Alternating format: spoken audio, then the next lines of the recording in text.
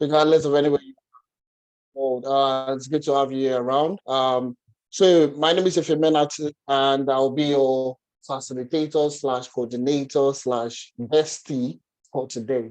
All right. So we're going to be talking about level up with tech. All right, and this is the July edition of our session, getting people interested in transitioning into tech. All right. So this is 10 analytics, and I'll do, we still have quite a number of discussions that we're going to be talking about today. But essentially, we're going to be talking about how you can level up with tech. Okay. So before we get started, let's get to know one another. Let's get to know one another before we get into the whole, seriousness of transitioning into tech and so on. All right. No, I know the sleep will not, it's part of it. Okay, that's part of our, part of the mantra that we are, instilling into people to transition into tech. So what we're going to be talking about, let's start first. Let's get to know each other before I saw Rashid's, conversation in the chat. All right. So let's get to know each other. Okay. Drop your current location. I would like to know where you're joining the call. All right. Where are you at the moment? Where are you at the moment? So I have Edwin from Ghana. Okay, Ghana. Okay, I have Precious also from Ghana. Nigeria, quite a lot of people from Africa. That's impressive. This is going to be like 12 midnight. And you guys are awake. That's amazing. All right, so I'm Corey from Ghana, from Dubai, Nigeria, Denmark, Nigeria, Brussels, Lagos, Nigeria, Warri, Delta State, Ghana, Lagos, Nigeria. I think Nigerians are really repping the house today, honestly speaking. That's absolutely amazing. All right. So that's UK. We have the UK guys coming in, South Africa, Zimbabwe, Bristol, Romania. This is really late for you guys, but I'm absolutely excited that you're here because you're going to learn a lot today. I can guarantee you that. So Lagos, Canada, Nigeria, UK, Nigeria. I'm absolutely loving this. I won't lie to you guys. And I'm excited that you guys join the session because you're going to learn a lot. You are going to learn a lot today. And I can guarantee you that 100%. All right. So we have people from Qatar, Middle East, and this is the power of what we are doing here in Analytics, at Analytics. All right. We do great stuff. All right. I can tell quite a number of people from across the world, from Ghana, from Nigeria, from Africa, from Europe, from the Middle East, from North America, South America, so on and so forth. It's good to have you all on board. All right. So, anyways, without wasting too much time, okay? Let me ask another question. Now I know where you guys are joining me from, okay? Well, the next question I want to know is, have you heard of Tenalytics before? If this is your first time, I want you to put a yes in the chat. If this is the first time you are joining Tenalytics or even hearing of Tenalytics, quite a number. Yes, yes. This is a lot, and thankfully this is Sunday. All right. So we have a first comma. We have a first comma seat. Okay, for newcomers. So we have the ushers are going to take you to the first comma seat. So if you're just joining for the first time, we have small chops, we have jollof rice, we have both Nigerian and Ghanaian jollof rice available for you. Okay. All right. So we're also not going to see you to the first timers, the first timers corner. All right. I'm just joking. I'm just messing around. Okay. No first comer. But anyways, it's good to have you here. Okay. And let's get started. Okay. I can see quite a number of people are joining us for the first time. So ideally, what we need to do is to tell you more about Analytics and what we have to offer for you. All right. And what we have to offer for you. Okay. So today we're going to be talking about level up with tech. Okay, level up with tech. Can somebody say level up with tech? Anywhere you are in the world, I know where you just tell yourself, mention your name. If a mena, I want to level up with tech. All right. You need to say the way I'm saying it, level up with tech. Okay. So let's talk about analytics. What do we do? Who are we? What's the essence? Why are we here 12 midnight or 1 a.m. your time, whatever, regardless of the time? Why are we talking to you at this point in time? Okay. So talking about analytics. Analytics, basically, we are an educational technology firm. Okay. And we pride ourselves that, we are bridging the gap, especially for Africans to transition into tech. So what we are doing is we noticed that there was a big gap a huge gap in terms of tech capacity across Africa. Okay. So when you see, the top firms looking to hire tech talent, they were not looking for that. No, they never look to Africa. They look at Europe, they look at America, they look at Asia, so on. But Africa is a dark continent. Nobody wants to get, resources from, tech talents from. So what we notice, because we have a lot of experience, we've worked with some of the top firms across the world, and we notice that anytime these people are hiring for people, they never look at Africa. And why is that? That was the puzzling question for us to find out the reasons why you know tech talents don't exist in Nigeria or in Africa as a whole, or even guys relocating from Africa to the UK to Canada to the US. Why do they find it difficult to get a job in tech? Okay. And we know we did the research and we found out that majority of the people feel that tech is too technical, it's too advanced, it's for smart people, it's for people that have a PhD or a master's or something like that. So majority of the people thought this was the situation in order for them to transition into tech. And that's the reason why we created analytics, to say that, you know what, you don't need those advanced degrees, you don't need those certifications, you don't need those advanced degrees and so on and so forth in order for you to get a job in tech. All right. And that's why we started analytics, to bridge the gap, to educate, all right, to educate and also to instill that confidence in Africans that you can get a job in tech. And I've been working in tech for the past 10 years. Okay. I have a wealth of experience. I've worked with companies in Ireland, the UK, Canada, the US, working freelancing with contracts and so on and so forth. So, and I'm going to share my own experience so you can learn from it. Okay. And that's what we're going to be talking about today. All right. So we offer training programs around data analytics, data science, business analysis, data engineering, financial analytics, HR analytics, and so on. Okay.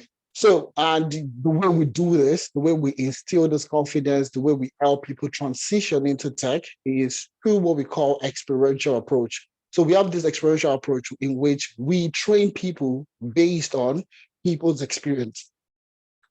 Sorry. We train people based on, with experienced facilitators, people that have a wealth of experience. So we have, a ton of experienced facilitators in the sense that these guys have worked in tech, a minimum of 8 to 10 years, all right? And they come in to train people and help them start their careers in tech. So we currently have people working in Amazon, Apple, KPMG, Deloitte, PwC, and so on and so forth. And these are the people that will be coming in to hold your hands and guide you into your journey into the tech ecosystem. All right. So that's what we're going to be talking about today. And just to talk about some of our key achievements for 2022. And this is what really propelled our intensity to get more people into tech. Okay. This is what propelled us to do more in the year 2023. All right. And that's what I'm going to be talking about. So last year, okay, we helped over 500 people transition into, from classroom to get to the job in tech. Okay, 500 people. Now, the reasons why we highlighted 500 people, we didn't want a 500, okay? But the reason why we are highlighting 500 is these are people that had no prior experience. These are people that were working as, entrepreneurs. Some of them were bakers, some of them were, working as sales representative, customer care service, and all those kind of jobs that are not even tech related in any way. All right. And these are the people that transitioned without having that career experience into getting a job in tech. Okay. Landing jobs in data analysis, business analysis, data engineering, data science, and so on. People that had no experience. So from classroom to getting their first job in the UK, Canada, US, across Europe, Asia, and even back home in Africa. So these are the significant strides that we made last year. And we said, you know what, we could do this last year with, just a minimal effort. Let's push it more to get more people into the tech ecosystem, get more Africans into the tech ecosystem. All right. So some of our participants now work, with some of the top firms across the world. Okay. Just give me a second, guys.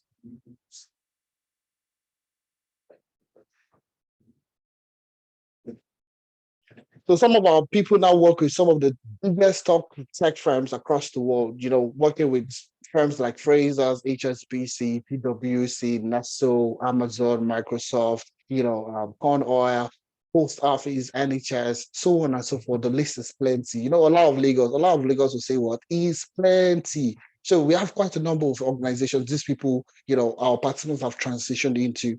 Okay, and that's what we're going to be talking about. How can you also start your journey and transition into the tech ecosystem and work fully remotely or work for a top tech firm, regardless of your background, regardless of your location, and so on and so forth. All right. So if I said I should put all the list over here, I can tell you for a fact that it's going to be too much for one slide. We'll probably have a couple of slides to just walk you through how many companies they work at. Okay. So let's just go on. Okay. So due to the impacts we made last year, we also featured in the news for some of the big news dailies back in Nigeria. So we had Business Day right about us, talking about analytics help Africans across 4 continents land tech jobs.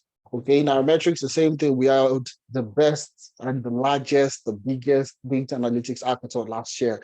We had over 3,000 people, participating across Africa, the UK, across Europe, across Canada, so on and so forth. So, the top 5 winners won 1 million naira. That was also in the news. Also, the Punch also interviewed myself and Adeza, okay, who is the founder of Tenalytics, on, Nigeria needs to make data-driven decisions. Okay, so they interviewed us because we're a data company. We've been making strides, and they wanted to have a take on, how data is relevant in a country called Nigeria. All right, so 5 Africans win 1 million data analytics hackathon. 5 Africans win big.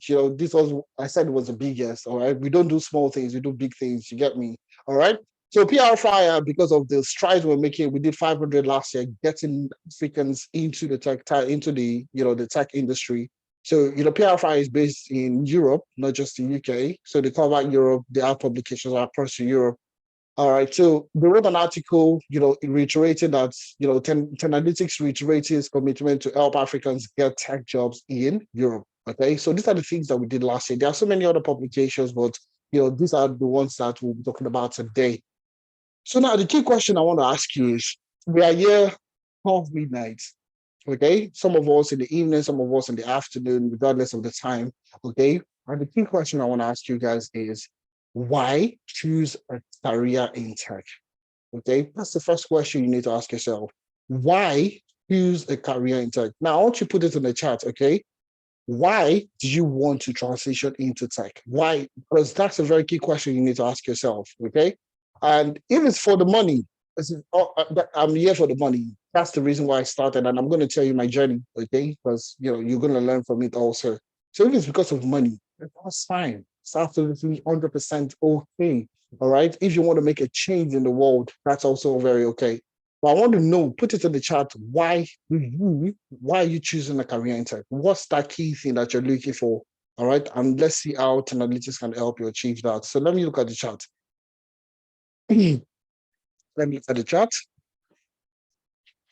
Okay, to make more money. If the two of us, we are together on that. Soft work. I won't lie to you, it might not be soft work. All right. Soft work in the sense that you might be working remotely, using fancy headsets, using screens and all that. But, the work itself is still work regardless. Okay. To future-proof my career, fantastic. The reason is because data is the new crude oil, fantastic. Prepare myself for the future, work, poor, so the poor can breathe. Let the poor breathe. All right, lucrative, can do more, can be done remotely. I think that's a key thing, honestly speaking. Samuel, thanks a lot for that. I want to build wealth. We have freedom and money. Data tech is the new way, honestly speaking. I think you guys have done quite a number of research. I see a lot of people talking about money, which is ideally okay, honestly speaking. You're looking to secure yourself, like some people have said. That's fantastic. All right. To work remotely, relevant. Mojisola, that's a very significant point, relevant. And I'm going to talk, more on that particular point, how having a career in tech makes you relevant in any organization you find yourself. All right.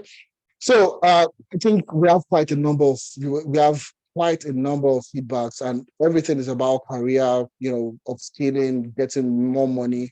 Who wants to change the world? I've not seen anybody that says that they want to change the world or they want to use to build an application that would be able to cure something or something. Well, anyways, I think somebody must have mentioned it. The comments are quite a lot. Anyways, this is fantastic. You guys having that determination to get started. That's the key thing. And it's good that you're here because we are going to take you on that journey to get started. Okay. So why choose a career in tech? Okay. All right.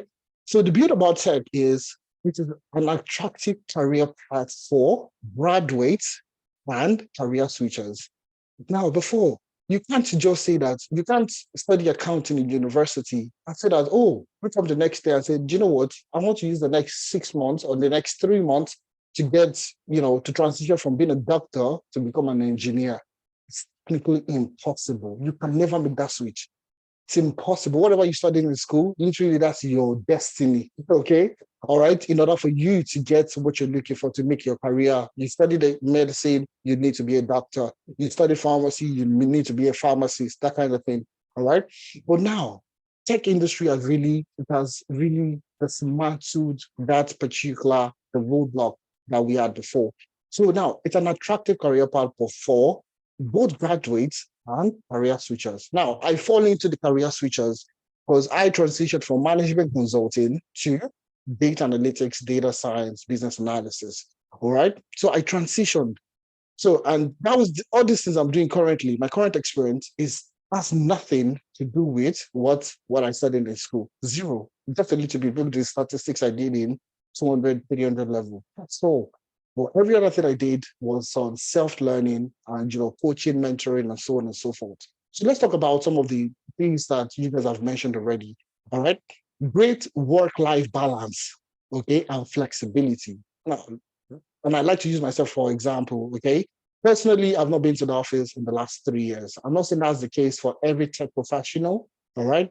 But that's work-life balance. 5 o'clock is 5 o'clock. Sometimes you need to work more, all right? But that's you being responsible for your work, okay? So great work-life balance, okay, and flexibility. It's the beauty of tech, okay? The next thing is the growing job opportunity. And I tell most people, we had a call this morning with some of the guys in Canada, okay? And, some of our participants, and, these are our alumni. We had a call this morning and, they talked about how they can easily change jobs. Okay, so we had some of them working as bankers before, and they found it difficult to move from one bank to the other bank. Some of them found it easy, or some of them found it difficult to transition, from one bank to the other bank. All right, but learning data analytics and data science, they've been able to move from one job to the other job. Some of them have been able to double their salary within the last 8 months. Working with this our alumni. All right, and those are the things that we tell most people that there is a growing opportunity. Every organization is looking to hire a tech talent. All right. Either you're doing business analysis, power platform engineering, or data engineering. You are looking to hire. They're constantly hiring. Okay. So the growing job opportunities is something that also attracts a lot of people. Okay. So let me talk about job security. These are the things that we're talking about. Okay. You don't always need a tech related degree. So all those people that are looking to have a master's or some kind of certification in order for them to transition, you don't need all those things to get started. You absolutely don't need certifications, higher degrees, and all that to get started. And these are the information that we're telling people, okay? Because we don't have a lot of Africans in tech because there is a major misconception that they need a computer science degree in order for them to get started. And these are the misconceptions people have, and hinders them from getting started in transitioning to tech. Okay. The next part is fantastic salary and benefits. One of our previous participants got a job here in the UK. All right. And guess what? Give the lady stock options. Okay. Do you know what stock options is? It means that she's a part owner of the organization. It's a startup. They just went on their first pre-seed, okay, and they're currently worth over 10 million pounds, all right? And she has a chunk, a percentage, a stock option out of that particular startup, working as a data analyst within their team itself. So these are the fantastic career opportunities and, fantastic salary and benefit that people get from working in tech. I would like to tell people that if you learn, Okay, all you need to do is just sit down, learn, and there is a multitude of opportunity around you, not just in the local environment where you are, but also international. Working in Canada, working in the US, working in the UK, so on. We're going to talk about the opportunities. I'm just telling you that these things exist, okay, so you can get started. All right. You get to work at the heart of innovation and change. That's the relevance. Someone talked about relevance. You get to work at the art of innovation and change.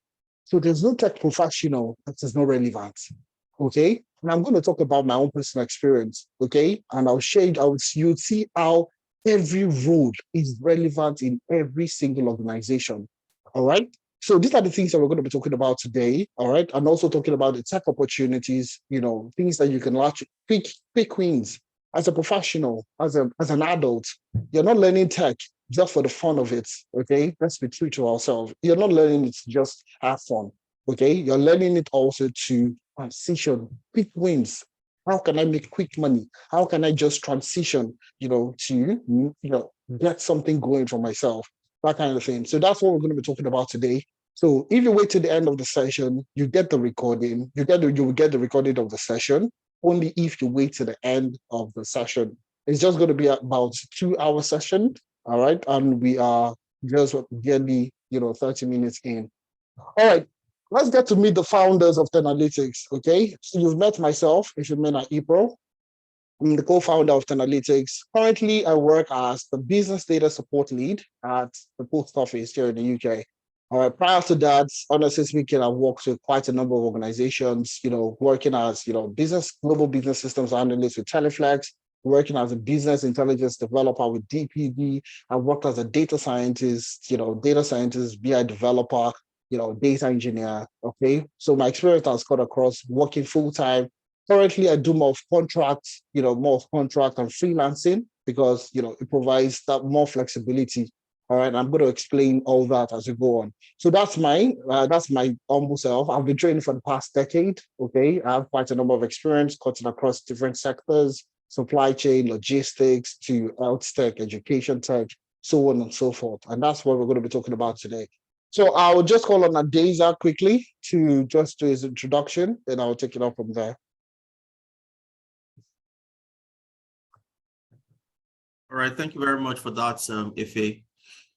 So hello, everybody. Good to be here. So I think I'll just do a brief introduction about myself, and then Ifemena would come back to walk us through some areas that are very important to us getting started in tech. Okay, my name is Adeza. I'm the founder of Analytics. I'm a data analytics expert. I've worked across 5 different sectors, starting out as a management consultant, and then I transitioned into data analytics.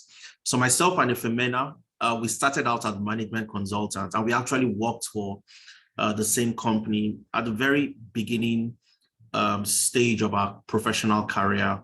And of course, we saw the power of what you could achieve with tech, and it was a no-brainer for us to transition and switch along the course of our career. And I've worked across financial services, energy, educational technology, automobile, and so on and so forth. Now, what stays with you when you transition from into all these different sectors are the skills that you have. All right. So learning the skill, equipping yourself with skills are some of the most important things you have to do when making that transition into tech. And I would come back to share my experience and share my ideas around what you can do and how you can also make that transition as well.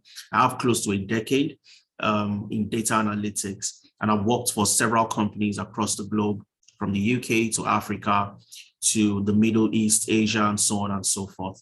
So that's just a brief introduction about myself. I'll come back to share more when Ife is done with you. Right, fantastic. Thanks a lot for that, Adeza. So that's one thing I like to tell most people. One major misconception is you might want to get an advanced degree and all that. You absolutely don't need that, okay? So, like Adeza has rightly said, we started out as management consultants, okay? We worked for the same company, and we saw that, down the line, what's the future for us? Management consulting was a senior manager role. That was at that point was what's about. I think it was about 700,000. And it's going to take us about almost 6, 7 years in order for us to get to that level. And we're like, it's not going to work out. Absolutely not. All right. So, in order for you to get to this particular, you need to do so much work. You need to do a lot of work in order to get to that. So we said, okay, that's the reason why we transitioned to say that we wanted to get more pay relevant and secure our future essentially. All right. So let's move on to the next thing, okay? Into the main course of action. Okay. What tech career opportunities to look out for before the end of 2023? What tech career opportunities are there to look out for before the end of 2023? Now, the key reasons for choosing these roles, okay? Just sit back, relax. Okay, I'm going to tell you the reason why we selected this role. It is July. We are currently in July, so we just have about less than 6 months to go. All right. So, what are the key reasons for us choosing these roles that you can actually easily transition into before the end of the year? We are straight to the point. We don't waste too much time. Okay. First thing is ease of learning. Okay.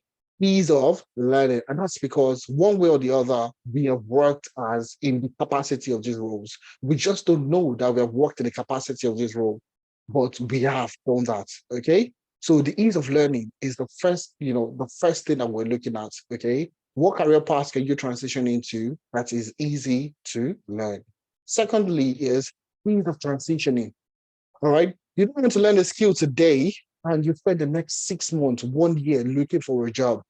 Okay. If you learn the business analyst role, if you learn business analysis, for example, all right, every single day there are companies, looking for 2, 3, 4 business analysts.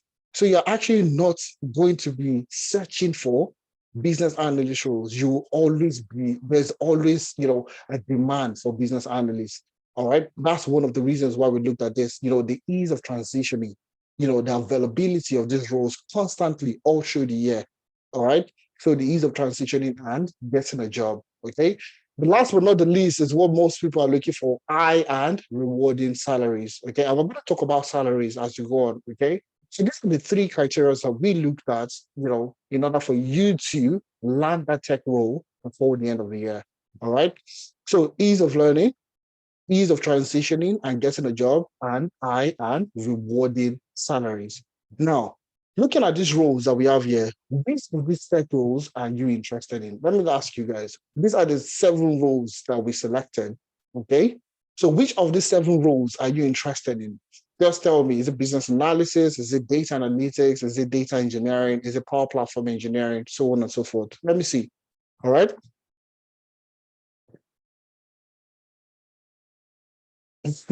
So BA, data analytics, HR analytics, fantastic. Data engineering, business and data analytics. What's the difference between, I can see this question is a data analytics and full stack data science. I'm confused about joining, okay, no problem. We're going to handle all that. We obviously know where the challenges most people have. Okay. So data analytics, data engineering, data analytics, financial analytics, quite a number of people, data analytics. This is good. No problem. That's why we're here. That's what we're going to be discussing, how you can transition into each of these career paths. All right. It's not rocket science. I won't lie to you. All right. It's absolutely not rocket science. It's easy for you to transition into these roles. And I'm going to be very brief because you obviously want to know how you can transition into these roles. All right. But now the key question, everybody ask, and I can see those questions in the chat already. The key question people ask is, they don't even know what these roles represent. And this is the reason why we're having this level of the tech series. Okay. People don't know what each of these roles represent. What does a business analyst do? Okay. What do they do? What's the difference between business analysis and data analytics? The difference between data science and data analytics. All these things are, buzzwords people just hear or really don't know what they mean. All right. So how does a business analyst and a data analytics professional, how do they work in the same organization? All right. These are key questions people ask. And we obviously understand where you're coming from. And that's the reason why we're having this, session to, break it down into bits so that you can understand better. All right. So I'm going to be using my own personal experience. Okay. I'm going to be using my own personal experience. Okay. And if you hear some certain words you don't know, please just relax. Just listen to it like you're listening to a story. No technical stuff. I'm not going to throw around technical jargons and all that. Just sit down and listen to it as if I am telling a story.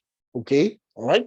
So I'm going to say story, story, and you put story in the chat. Okay, let's go. Story, story. Put story in the chat. Let's see. All right, that's amazing. I love you guys, honestly speaking. This is the reason why we're doing this, honest, like this story, story. All right, story, story, story. That's good.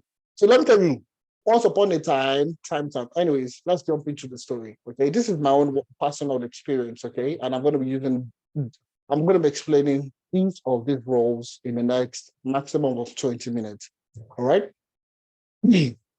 So this is what we call. So I used to work with.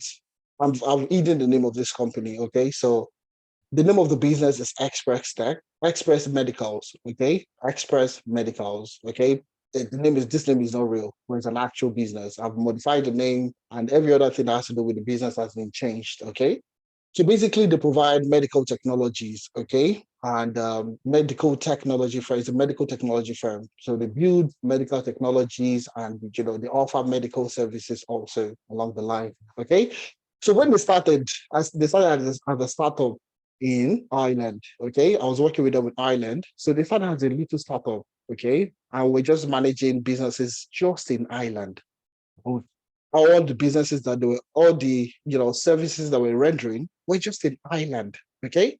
But you see, they got investment, from investors, angel investors, and so on. They went into the stock market, they went, IPOs and all that, and they got money. Okay, they got more money. So they felt like, okay, do you know what? Why dwell just in Ireland? Okay, why not just branch out to other European countries, and start to make more money? So what they did was they started buying businesses. Okay, they bought business in the UK, medical technology firms in the UK. They bought some in France, Germany. They started buying companies small, because they had more money. So they started buying company. All right. So you see, from that small company, they started buying companies and they became bigger. Okay, not exceptionally large, but they became bigger. The operations now, move beyond boundaries, just Ireland. We're not offering businesses in the UK, in France, Italy, so on and so forth, across Europe, essentially. All right. So, the operations now became a bit, a bit bigger than what they expected. So, it became more intricate, leading to challenges in coordinating operations and sharing vital business information. It became a problem because, there was a time, several times for board meetings where we come for board meetings and everybody was, everybody's presenting their numbers. Okay. So sales, what do we do? What was your numbers for last quarter? Sales will say, oh, we did $200,000. Oh, we did this. We did 300 million. We did this and did. Finance will say that, oh, sales, you didn't bring in 200 million last year. You did 150 instead of 200. So there's always a mismatch every single time. Sales, finance, human resources, inventory, logistics, all the systems were not communicating. Okay. And that's because obviously they've expanded. So, when things are in small quantities, it is easy to manage. When it is small, it is easy to manage. But because they started buying businesses, it became difficult to manage the business. So there was no central location. There was no central location for data to exist or for information to exist. So if finance was looking for information in human resources, for example, there was no place a finance professional would go to search for human resource data or information. Okay. If logistics is looking for finance information, there was no communication. Every department was storing the information like silos. If you've ever seen a silo before, so you see every information, every department was keeping their own information, small, small, small, small, small. So that caused a lot of miscommunication. So there was no, interwoven, there was no communication amongst all the departments or all the units within the organization. All right. So that is what led to what we call, I worked on this project, okay, and it was an SAP implementation project. SAP, if you've never heard of it before, don't worry. Okay. SAP is an ERP solution. Okay. SAP is an ERP solution. Okay. So ERP in the sense that it means enterprise resource planning. Okay. So it means enterprise resource planning. So essentially it's a one-stop shop, okay, that houses all the information in the organization. So it's an application that stores every information for the organization. So inventory, it is there. Services, it is there. Sales, it is available. Human resources, purchasing, CRM, manufacturing, financials, products, so on. Everything is housed inside the ERP solution. So that how do they now implement that ERP within the organization? So SAP wasn't functioning in the business. So they were looking at how they could implement an SAP, how they could implement SAP, within this organization. All right. So I'm going to be using these projects to explain each of the roles that we talked about earlier. All right. So let's move on. So the first thing is, one thing we did was what we call gap analysis. Okay. And this is where the business analyst is going to dwell. The business analyst will sit down. The business analyst is the one that would handle what we call gap analysis. So if you even look at it, what's a gap? Okay. What's a gap? Basically, you have what we call a current state. Okay. You have what we call a current state. Okay. So the current state is there is no data security, no data governance. So every organization, every department, they are, auditing their information. Finance will audit their information. Sales will audit their information. Everybody was auditing their information. So there was no communication with all these departments. Okay. So these are some of the issues in the current state, okay, for the business. Express medicals. Integration with third-party systems did not exist. Scalability and future growth wasn't there. Legacy systems and data migration wasn't available. So everything was, sort of like in a mess. So if the CEO wanted to see what was happening in France, for example, it was difficult for them to know what was happening in France. What was happening in the UK, you couldn't know what was happening in the UK. So there was miscommunication amongst all the departments, all the locations, and so on and so forth. So, and the future state was they wanted a system that would streamline processes. So at one place, you could be in Ireland and you could know what is happening in France. You could be in one place and know what is happening in the UK. You could know what's happening in Canada, so on and so forth.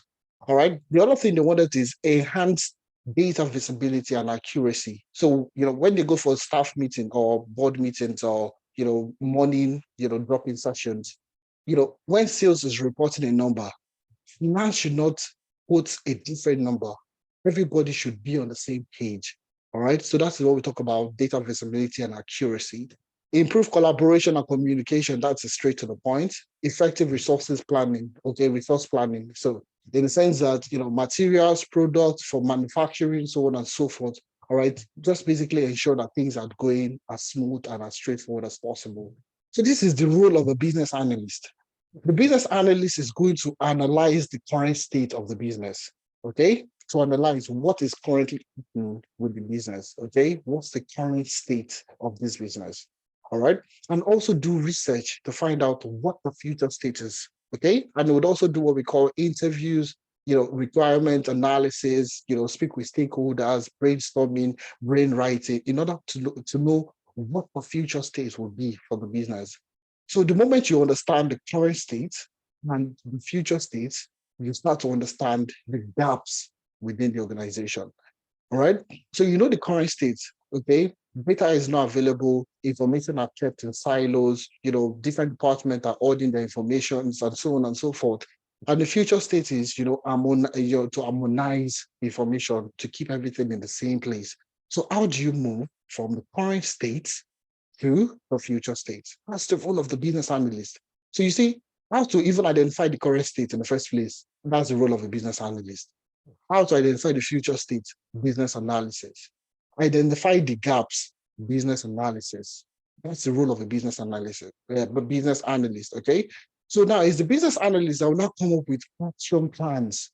Okay. Now these action plans are step-by-step approach, step-by-step, processes that we need to take in order for us to move from the current state to the future state. All right. So that's a business analyst. So this person is not a technical person. It's not something you don't have to, you're not coding with this. Okay. You're not coding. No coding, no mathematics, no statistics, nothing. This, as a business analyst, you basically will be talking to the key stakeholders within the business. Okay. For example, talk to the CEO. So, CEO, what exactly do you want? What do you want to, what are you looking for? What is that key thing that you want to achieve? So the CEO does not know, is not a technical person also. Maybe he's a technical, maybe not. It could be any situation there is. But the CEO will likely just tell you, I want a system that houses everything. I want to know what is happening in Ghana. I want to know what's happening in Nigeria at the same time. So that word, the business analyst will take that information and start to break it down into smaller bits, okay? And start asking other people, what are you doing at the moment? That's where we call process mapping, understanding the processes within the organization, so on and so forth, okay? So that's the role of the business analyst. So the first thing is to understand the current state of the business, the current state, what is happening at the moment. The next thing is to understand the future state, okay? All right, for this same business, Express Medicals, I will have explained that several times already. Now, the moment you understand the gap, okay, you start to do what? The action plans. And what are the action plans? What needs to be done to move from current state to the future state? Now, you see, every business needs a business analyst. Every single business on the surface of this earth, either being a tech company or non-tech company, they need a business analyst. And now look at this. All right. Which business does not understand that, okay, we need to achieve something better in the future? It doesn't have to be technology refined. Okay. So if you want to sell more businesses in the future, you want to improve product development, you want to improve any form of business process within the organization, you need a business analyst to understand what is happening currently, design what we call the future state, and identify the gaps, break it down into action plans. And that's exactly what it is. So that's a business analyst role. And that's what we call, that's why they even the name business analyst. So you're looking at the business, understanding inefficiencies within the business and taking it from the current state to the future states. That's exactly what the business analyst does. Okay. So exactly what I've said. Okay. And now the key question is, after you've identified the current state and the future state, you'll know the gap clearly. The moment you know the current state and the future state, you have seen the gap, okay, within the business, okay? Now the key question is, okay, you know definitely is an application. You need an application that will store all this information in a single place. You know you need this. You need one application that stores everything, all right? Now, the key question for the business analyst will now be, do we build this application internally or do we buy this application? So it's build or buy.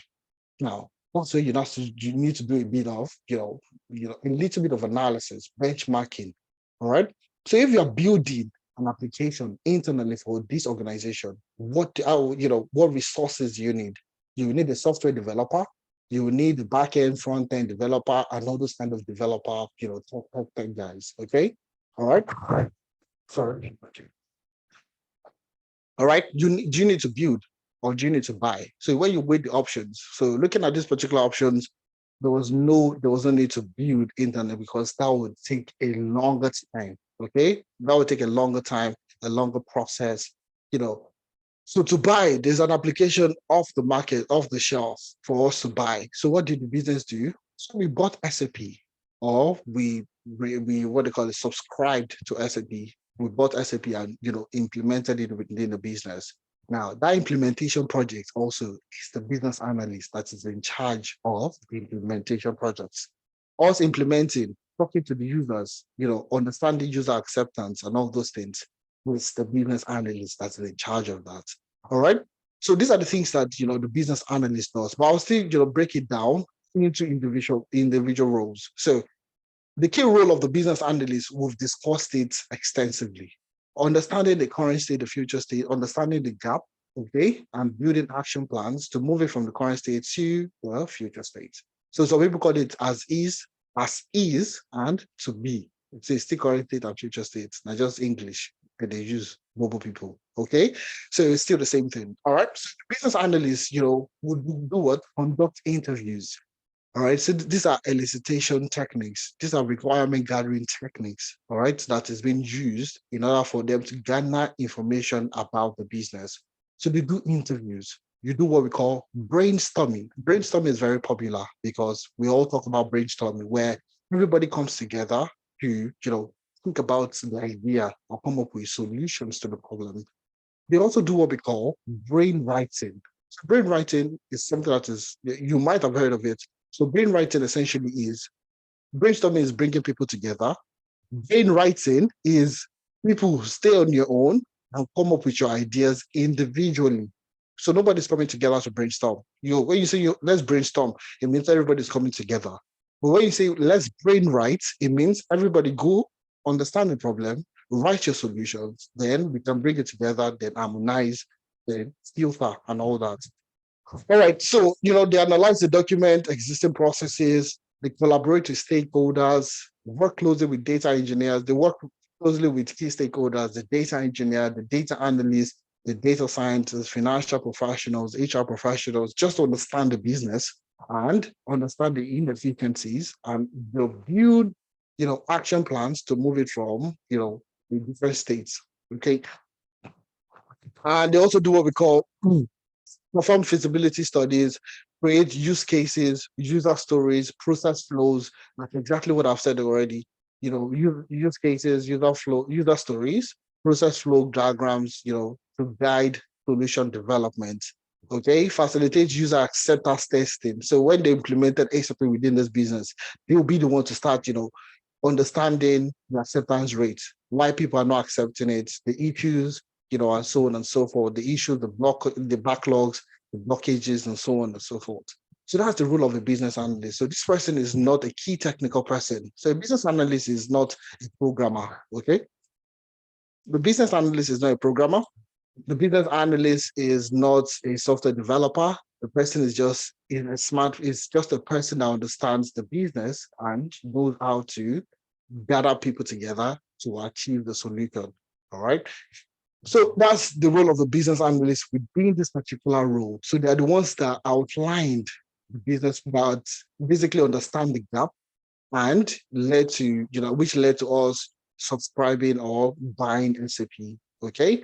So after we bought SAP, okay, now we're moving to the role of a data engineer. So after we've bought SAP, okay, our data was existing in SAP, okay, but we add data in other systems, not just in SAP. So SAP is a new application. Before SAP Apple, before we had SAP, we had different systems. We had web applications. We had scanners application. We had scanner application. If you ever work in logistics, when you scan, all the scanner, even in ShopRite, when you scan, all those scans are going into another application, another database. Okay. So you see, data is scattered across every organization there. Data is stored in different locations. Okay, some are stored in the cloud, some are stored in on-premise databases, and so on and so forth. Now, the role of the data engineer, and this is where I played quite a number of roles. The role of the data engineer is to build what we call data pipelines. So data pipeline, okay, to move data from all these sources, from different legacy systems, or I build pipelines to move data from web applications. You know what we call web scraping. Get data from web application, to get data from legacy systems, get data from literally all the databases within the organization, and create it, harmonize it into a central data warehouse. That's the job of a data engineer, nothing more than that. It's like a plumber, all right? Or is a plumber, they call it plumber, yeah. Don't put the B there. Like a plumber, okay? So, there's the bowl in front of the house. That's the data source, okay? So how do you move water from the well outside and make sure it is running in the kitchen, in the bathroom, and so on. How do you create a connection between the well outside and the tap running in the bathroom? So you notice that they put pipes underground. There are pipes they lay on the underground to get water from the well into the bathroom. So that's the role of the data engineer, all right? To move data from all these sources, plenty sources within the organization, to move data from, across these data sources and bring them into a central location. All right. So that's the job of the data engineer. Nothing more, nothing less. To make the data available for people within the organization. So you see here, the data engineer is responsible for designing, developing, and maintaining the data infrastructure required for the ERP system. So, moving data from the ERP system, which is SAP, bringing it out, ensuring it is transformed, ensuring it is clean and available for the end users. Now, who are the end users? Okay, after the data engineer creates all these pipelines and makes it available, who's he making it available for? This, the data engineer is making the data available for the data analyst. Now, data is available. Now we want to do analysis. The CEO never used to know what was happening in the UK, what was happening in Ireland, what was happening in Germany. Okay. So the data analyst is this person that will do two things. Now let me tell you these two things the data analyst will do. In analytics, there are four types of analytics, but the data analyst will do two out of these four. Okay. Now, the two types are descriptive analytics and diagnostic analytics. Now, it's jargons, absolutely. I know this is the first time you're hearing of it. Descriptive and diagnostic analytics. So the data analyst does these two things. Descriptive in the sense that it is describing, it is telling you what happened. Okay, so the CEO wants to know what is happening in Germany, what is happening in France, what is happening in Ireland, what is happening across Europe.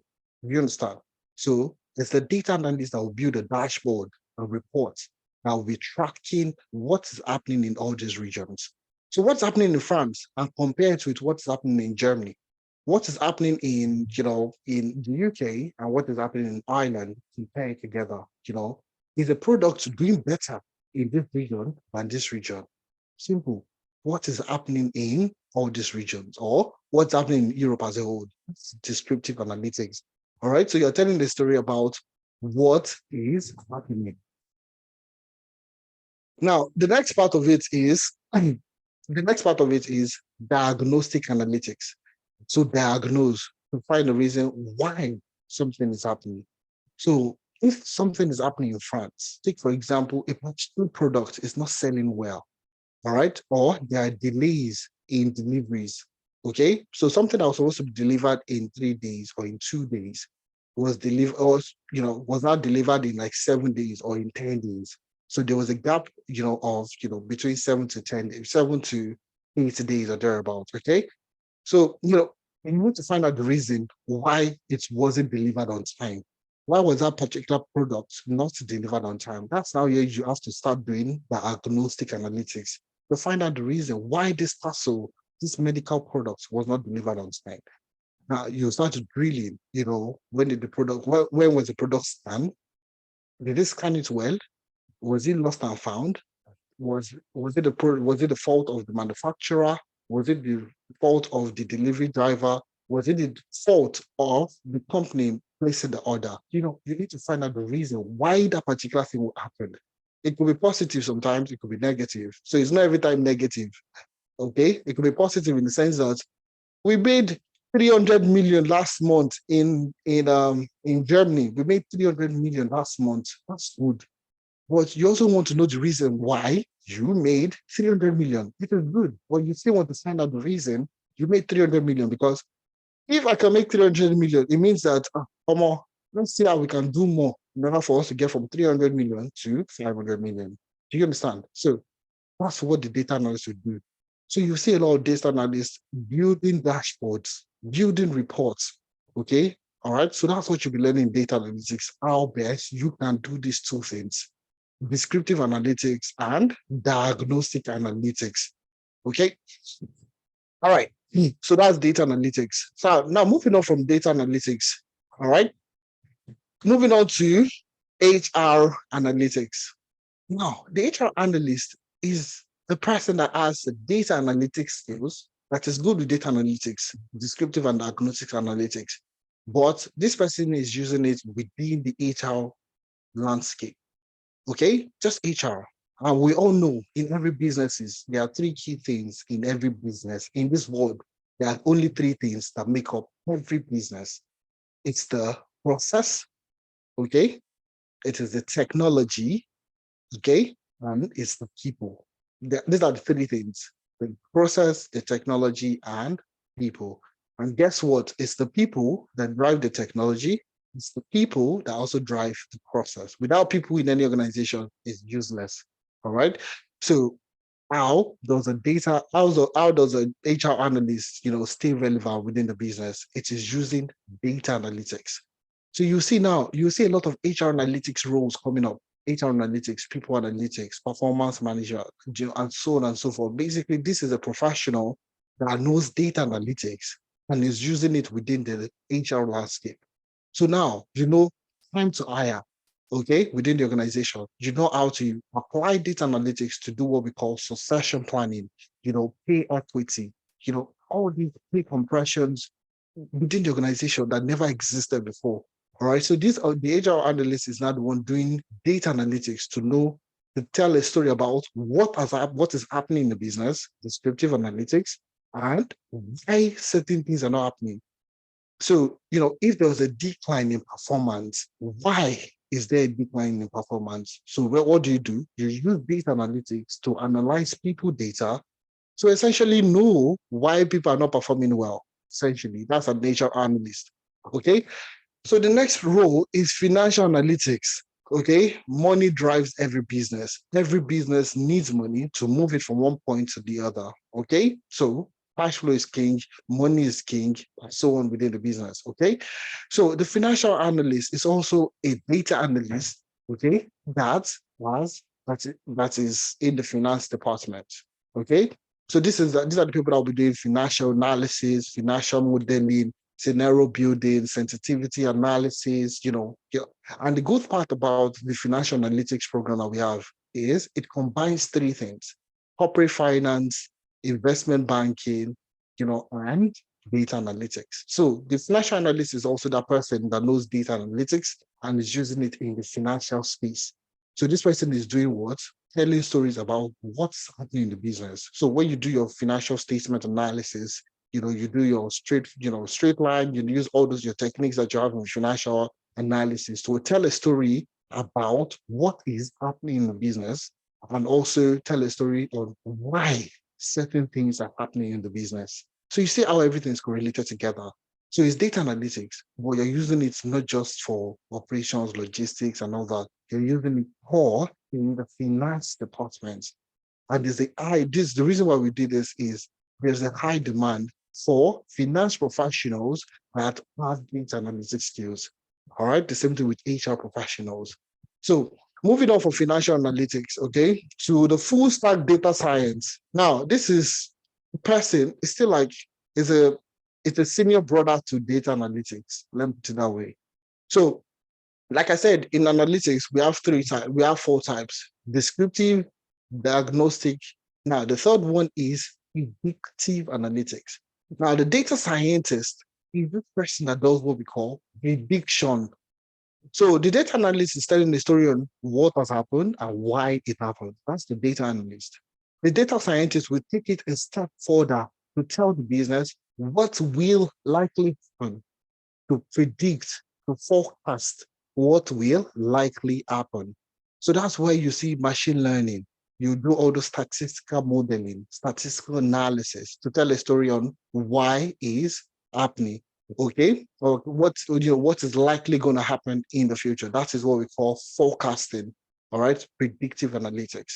So that's the role of a data scientist. So building, machine learning models, building statistical models to tell a story about what is likely going to happen in the future. Now, the last but not the least that we're going to look at, okay, is Power Platform Engineer. Okay, this is the sweetest role. Why? Every business needs a Power Platform developer. Why? because of automation. Okay? Because simple word is automate. So you see this Power Platform engineer is a professional that automates business processes within the organization. Okay? Whether you are trying to create an application, whether you're trying to work on the web, regardless, you're receiving emails, you want to automate reports, you want to build backend data, you want to do anything, the Power Platform developer is the one that builds on this application. Now, a lot of people will know, I think Adela will speak more on this, okay? But a lot of you know Power, Power BI, okay? But a lot of you don't know that Power BI is one, just one of the tools in Power Platform. It's just one of the tools in Power Platform. So everybody wants to learn Power BI. But what about the other the other four technologies within the Power Platform? So there are other four. So Power BI is just one. Out of five, Power BI is just one. So the other four are Power Apps, Power Automate, Power Virtual Agent, and Power Pages. So Power Pages is very recent, okay? So we have Power Automate, Power Virtual Agent, Power Apps, and Power Pages. Or you see Power BI. Not Power BI, everybody wants to learn Power BI because of business intelligence. But you see, businesses out there are looking for Power Platform developer, the professional that can manage all five of these applications, to develop application, to develop chatbots, to develop, automated systems within the business. So, Adeza is likely going to speak more on this. So, these are the key roles within the business, all right? And these are the roles, the team in this SAP implementation project. So the business analyst will do the gap analysis to understand the current state, the future state, the gap, and the action plan to take it from, one place to the other. The data engineer is the person that makes data available for the data analyst, the data scientist within the business. Now, the data analyst will do what? We get the data to do what we call descriptive and diagnostic analytics, to tell a story on what happened and why it happened. The data scientist will come in to do what we call predictive analytics. So the data scientist will still do will still do descriptive and diagnostic, but we'll still move it one step further to do predictive analytics. Now, the HR and the financial analytics professional are data analysts, but they use data analytics to solve key problems within the HR and finance landscape. So they are professionals, but their key professionals, their key area is HR analytics and financial analytics. And last but not the least is Power Platform developer, which basically is an automation guru, all right, that automates businesses within the organization. All right. So these are the key things. These are the key technologies. And the reason why we chose it, don't forget, the reason why we chose these 7 roles, the reasons why we chose these 7 roles is ease of learning, ease of transitioning, and ease of getting a job, and the high and rewarding salaries. Okay. Transitioning and getting a job, and high and rewarding salaries. All right. So I'm going to hand over to Adeza, and Adeza is going to take it off from here. So I hope you have a very solid and clear understanding of each of the roles that we have currently. All right. So Adeza, you're here. So let's go ahead. So I'm going to stop sharing so you can take it off from here. All right, thank you very much, Ife. So just to confirm that you can see me, because I think somebody complained the other time that they couldn't see me. Oh, spotlight. Okay, well, yeah, I can see myself. I can see myself clearly. So I hope you can all see me too.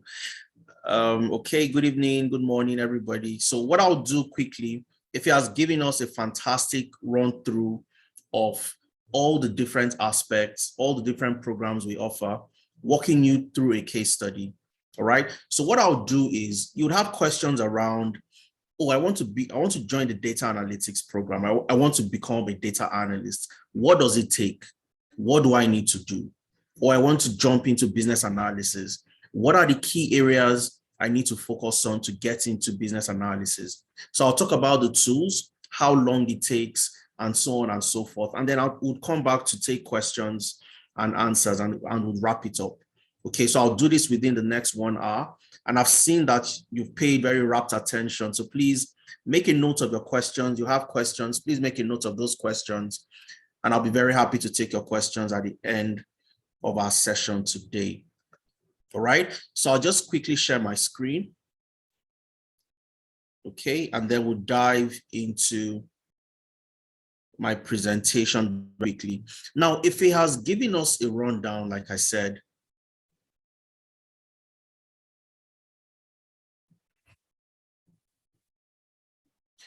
to be sure you can all hear me. If you can hear me, please just type a yes.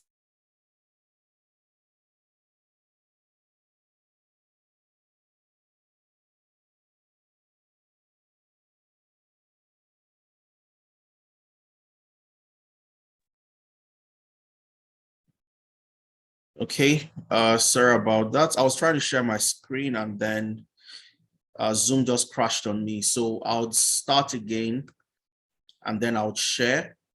And I hope you can all see my screen this time around.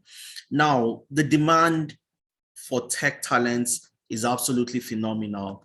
And if he has spoken around, some of these roles that are available and how you can also jump into different areas in tech. One key statistic I want to highlight in terms of the demand in tech is simple, and that's over 85 million roles would be left on field within the next 7 years. And for those of you that joined the Twitter session we had, the Twitter space we had yesterday, I spoke about this. Okay, so you have over 85 million roles that will be left on field. Now, what does this mean? It means that organizations would try as much as they can to look for people who have the right skills and the requisite talent to fill those specific roles. If I want to jump into anything, and that was why I got into data at the very first instance, about 10 years ago, where will the opportunities be in the future? Where am I likely going to be relevant? And I saw some of your responses when Ifemena asked you the question around, why do you want to get into tech? So you have over 85 million roles that will be left on field within the next 7 years, between now and 2030. And that's where you need to start looking at. And organizations are not just looking for you and people with the type of skills that you have. Countries are also creating pathways for different people with tech talents to migrate into those countries, settle down, contribute to their economy. All right. So you have programs across different countries. Canada, I'm sure for those of you in Canada, you must have seen some of the recent opportunities or the opportunities available recently. I'm just going to spotlight myself so you can all see me at the very top. Just give me 1 second, please. Okay, so Canada recently launched a program where you can move into Canada. You don't need any job. You don't need any job offer. Move into Canada, stay in Canada, spend in Canada, work in Canada, and you are, as long as you're a tech talent. You also have the digital nomad visa. And even before these two different pathways were announced recently, you had the global talents stream. This has been there for so long, a couple of years now, and a lot of people have taken advantage of that. The UK, you have the global talent visa. The global talent visa is one of the sweetest ways to migrate to the UK. All you need to do is show and prove that you have made contribution to the tech ecosystem, to the tech industry, and then you get into the UK. As a global promise, you have 5 years for you to start to apply for an indefinite leave to remain, whereby you can stay back in the UK and work in the UK, and that leads to a pathway for citizenship. And as a global talent, you only need 3 years. 3 years, after 3 years, you can start to apply for your indefinite leave to remain and stay in the UK. So these are pathways available. And so many people, and like I mentioned, all it takes is, first of all, equipping yourself with the skills, which I'll be sharing in the next few minutes. What does it take to be a data analyst, to be a business analyst, to be a financial analytics professional, and so on and so forth. Germany has the Blue Card scheme. Singapore has the Tech Pass program. Ireland has the Critical Skills Employment Permit. France has the French Tech Visa. Australia has the Global Talent Visa as well. And these are the opportunities you stand to gain. when you have opportunity, when you have the opportunity to move into countries and migrate and so on and so forth. Okay, so I'll walk you through all the different roles as highlighted by Femena. Business analysis, when he asked the question, where would you like to move into? A lot of you selected business analysis. Okay, so I'll talk about what it takes to get into business analysis. What skills do you need as a business analyst? All right, what are the differences between a business analyst and a data analyst? I always get that question every single time. We'd also talk about this as well.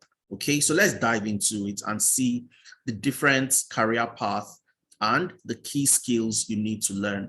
Now, as a business analyst, like Efemena mentioned, you serve as the bridge between the business and the development team. All right, so your fundamental objective is to help the business gather requirements. The business needs to achieve an objective. We need to implement a particular application, just like the gap that was identified from the current state to the future state. Okay, this is where we are. This is where we want to get to. How do we get there? This is where we are. This is where we want to get to. How do we get there? The business analyst would gather the requirements and provide these requirements to the development team. And the development team will go ahead and build this application, deploy, and so on and so forth. So you need to have skills in the area of process mapping.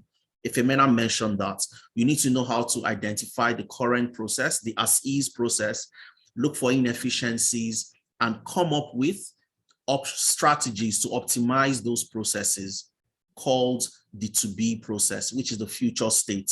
So you map out the processes.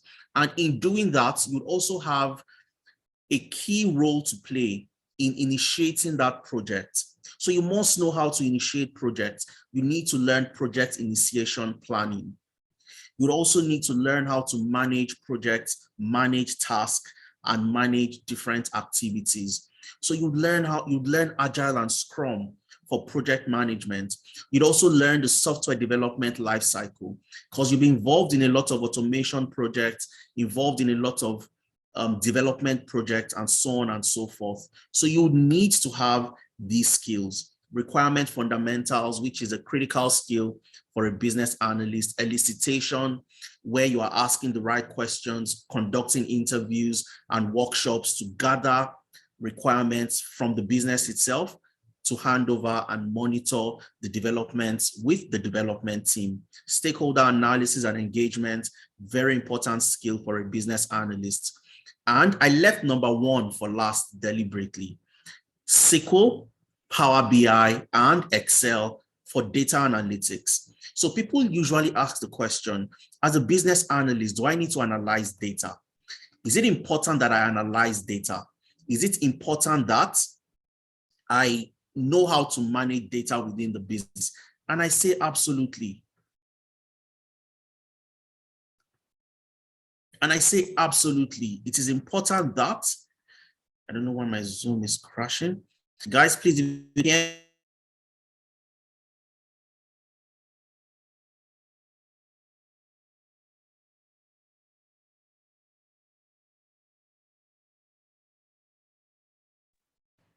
Sorry, guys, I updated my Zoom before joining this session, and Zoom keeps on crashing on me. So I just want to be sure that you can all still hear me. Just type a yes into the chat if you can hear me. If you can hear me, just type a yes into the chat. All right. So I don't know why Zoom keeps on crashing on me. Hopefully it doesn't happen again and we can have a seamless session going forward. Okay. So let's get back into it. So like I was saying, as a business analyst, it's also very important that you understand how to manage data. All right. So you learn SQL, structured query language, which is absolutely important for anybody who would work with data anytime. Any data role you'll be getting into, if you don't understand SQL, structured query language, that would enable you interact with databases, because organizations would have data in their database, any structured organization. So when Ifemena talked about the data engineer, who is like a plumber that gets the data from where it is to where it is required and needed, which would be a database or a data warehouse. The business analyst, the data analyst, the data scientist, the financial analytics professional, the HR analyst should be able to go into that database and get the data from there. And that's where SQL comes into play. Very, very key and very, very important. So Power BI to build dashboards, build visualizations, and so on and so forth. And also you learn Excel, which is that fundamental, one of the most diverse data analytic tools you'd ever learn. So as a business analyst, what we also did for us at 10 Analytics is to create a curriculum that clearly captures the essence of data analytics, in addition to the business analysis skills you'd be learning. So as a business analyst, you're going to learn, apart from Excel, Power BI, and SQL, which are data analytics related skills, you'll learn Slack for communication, stakeholder engagement, and so on and so forth. You'd learn how to use Jira for your project management. You'd also learn how to use Jira to create project roadmaps and also manage tasks using Kanban and using Scrum boards and so on and so forth. You'd use Draw.io to map out your processes and create your process map. So identify the current process, the current state, look for those inefficiencies, and come up with the future state. You learn Draw.io. You'd learn how to use Trello to also manage projects in an agile manner. Okay, so you come up with tasks, come up with deadlines using Trello. You'd also learn Confluence to create collaboration, because you'd work in teams, you'd work with different team members, and you'd learn how to use Confluence to communicate and collaborate with those team members. As a business analyst, you can learn to become a business analyst within 3 months. 3 months, if you start today, within the next 3 months, you get into business analysis. And by the time you are done after the 3rd month, you'll be finishing as a business analyst. How do you learn? How do you learn business analysis within the space of 3 months? Very simple. Project-based learning. Project-based learning. And I'll share some of the projects you'll be working on and why learning with projects is one of the most important ways you'd get into tech in 2023 and in the coming years. All right. Now, your classes itself, the project-based classes are for 2 months, where you'd work on projects. You'd have facilitators and trainers who would walk you through different projects as a business analyst. And then you'd have 1 month internship. 1 month internship. What's the internship all about? Now, you have learned to become a business analyst. You know how to use Excel, Power BI, SQL, Jira, Draw.io, Trello, Confluence, and so many other tools you'll be learning. How do you show people that you know how to use these tools?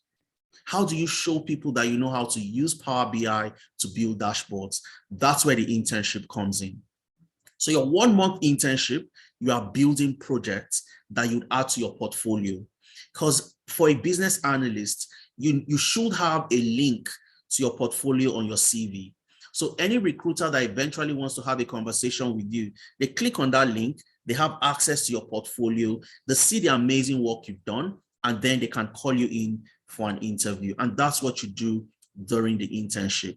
Okay, so you, as a business analyst in the UK, you're also earning about £52,000. In Canada, it's about 74,000 Canadian dollars. And in the US, it's about 85,000 US dollars. So you're earning high and rewarding salaries. Remember the 3 criteria Ifemena mentioned: easy to learn, easy to transition, and high and rewarding salaries. Very, very important. So this is the business analyst. You don't need to learn how to code, because I saw somebody talking about the fact that, oh, I don't want to learn mathematics. I'm scared of maths. I'm scared of statistics. I don't want to code. I don't want to learn how to code using Python, and so on and so forth. Business analysis is a fantastic career path where any organization would need a business analyst. Like Ifemena mentioned, any organization would need a business analyst. And this is what it takes within the space of 3 months. 2 months project-based classes, 1 month internship. And that's the role of the business analyst. Now let's move to the data engineer. Data engineering itself is a fantastic career path. Why is that so? A couple of years ago, this data engineering role was not as high in demand as it is today. So when COVID happened, it accelerated a lot of things. The adoption of remote learning, the adoption of remote working, it became the normal. That became our new normal. So organizations needed to have their data in different systems available to employees across the globe. So you had data migrating, you had organizations migrating their data from on-prem systems, on-prem databases to cloud databases, okay? And as a data engineer, because of these simple, events that happened during COVID, it gave rise to the role of the data engineer. So how do we get data from the systems that we have in the business where data is generated to the database where the data should be? And that's what a data engineer does. So as a data engineer, you are learning SQL. You start with introduction into data engineering because the foundation, the fundamental is absolutely important. And then you learn SQL. I mentioned this earlier. Anybody going into data, you can't run away from SQL, structured query language. That is the language you'd use to interact with databases. You learn Python for your custom ETLs. That's what you'd use to build your pipelines. So when you get the data needs to, you extract the data from somewhere, you transform the data into a shape that would be ideal for you to store it somewhere. Okay, so it's like you going to the market, you buy something from the market and you want to store it in a warehouse. You can't just throw it into the warehouse and hope that everything is arranged properly. So when you buy your item from the market and you want to store it in the warehouse, you package it, you turn it upside down, you'd ensure that it's in the right shape, in the right format before you load it into the warehouse. So that process of ETL, extract, transform, and load, you'll be doing that using Python, ETL. All right, you'd also learn how to use Linux. You build your pipelines, get data from different APIs, and then you need to also automate this process. The process of extracting your data, transforming the data, and loading the data, you also need to automate. So automating the process means that you'd have to use tools like Apache Airflow to automate the process. So it's like you getting data from somewhere. You've made the data in the right shape that is ideal to be loaded into the data warehouse. You don't want to come back tomorrow to carry out that same step again. Come back the day after to carry out the same step. So you need to automate that process. And that's where orchestration and scheduling comes into play using Apache Airflow. All right. You'd also learn AWS cloud engineering. You learn version control using GitHub. All right. And how long does it take you to get into data engineering? Somebody said, oh, it all sounds like Greek. And absolutely, it would sound like that to you because you haven't done anything like this. It's the first time you are hearing about different tools and technologies like this. But again, the key question is, what does it take for me to get into any of this career path? No requirement. You don't need to have any prior knowledge. You don't need to have studied any particular course in the university. I studied industrial chemistry. Efemena studied economics. And together we run a data company that's helped over 500 people within the last year to transition from getting their first jobs in tech, from the classroom to getting their first jobs in tech. And I'll give you just one example of a baker, a young lady married in Nigeria. She ran a bakery for the last 7 years. That's all she's done. She bakes cakes for weddings, for birthday ceremonies, and also she bakes pastries. But her husband was migrating to the UK for his master's, and she needed to shut down shop to migrate and move with her husband. So she started to ask questions around, what do I learn? How do I compete for the best jobs available in the UK when I move eventually? Do I move to the UK with my baking skills? Would I be able to set up a business and also make profit and make money the same way I'm making in Nigeria? But of course, it would not be that easy for her to make that transition. So we had a conversation and she learned business analysis. And simply because as a baker who ran a bakery for the last 7 years, you know how to run a business. You've been a CEO, even though it's a small company, a small bakery. What have you done? You've had instances where you had to interact with different customers, interact with your vendors, identify the right vendor to work with, and so on and so forth. That's stakeholder analysis and engagement. You have to analyze the stakeholders to work with. You have to engage them using different, channels and so on and so forth. You've had to sit down with customers to discuss the type of cakes they would like. This particular cake, is this the type of flavor? What do you want to use it for? Is it for a wedding ceremony? What type of wedding? How long would the wedding take? And so on and so forth. That is what elicitation. You are getting information from the customer. So what she simply did was we helped her tweak her CV. She learned business analysis. And the last 7 years, when she had been running her bakery, she tweaked her CV to capture those skills she actually deployed in her business. And today she works as a business analyst in the UK. All right. So you don't need any prior knowledge. You don't need to have done it before. You don't need to understand any of these tools, because if you understand it, then why come back to learn? Okay. So all it takes is the right mindset and for you to decide that I want to get into this space. So as a data engineer, what does it take for you to become a data engineer? 4 months. So you give 4 months, 3 months project-based classes, and 1 month internship. I've talked about the internship and why the internship is critical to your success in any of these career paths you'll be choosing, because the internship is simply simulating the real life work environment where you're working on projects that you're likely going to work on when you get the job, so you can hit the ground running right from the very first day you start working as a business analyst, as a data engineer. And in the UK, as a data engineer, you are earning £60,000. Like I said, it's very high in demand. In Canada, it's about 92,000 Canadian dollars. And in the US, about 114,000, 6 figures straight up in the US. And this is the average of what, different industries will take. I'll tell you for a fact that a lot of people get jobs above the average. So this is saying that, no matter what happens, you go into an interview, you're able to sell yourself. The minimum you should start asking for is £60,000 if you're in the UK. If you're in Canada, it's about 92,000 Canadian dollars. And if you're looking to get jobs in the US, it's 6 figures, $114,000. All right. So I'll move to the next role, which is data analytics. And I could also see that a lot of you chose data analytics as one of the career paths you'd like to move into. And simply because as a data analyst, you are the brain of the business. You get the data, interpret the data, come up with insights to help the business take decisions.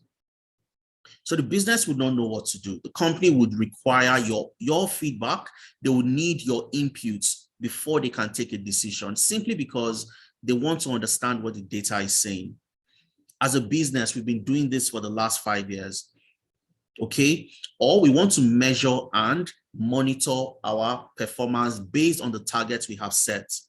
You as a data analyst will do what? What do you do to support the business? You create something like a dashboard, a budget versus actual dashboard. You create it on Power BI. It is automated in a way that whenever you have the revenue at the end of the month, you have that dashboard that shows you your budget versus the actual. Are you meeting the targets? Are you above the budget, or are you below the budget? If you are below the budget, why are you below? Efemena talked about descriptive and diagnostic analytics. Descriptive is, this is what happened. We are below the budget. That is what happened. The next question, diagnostic analytics. Why are we below the budget? This particular business unit did not achieve its own target, and that led to the overall decline in our revenue for this particular quarter. Why did we have a decline? Until you get to the root cause as a data analyst, so you can give the business a reason to take data-driven decisions. And that's what you stand for as a data analyst. So the first key skill you need to have is problem solving. That's your fundamental objective. Problem solving.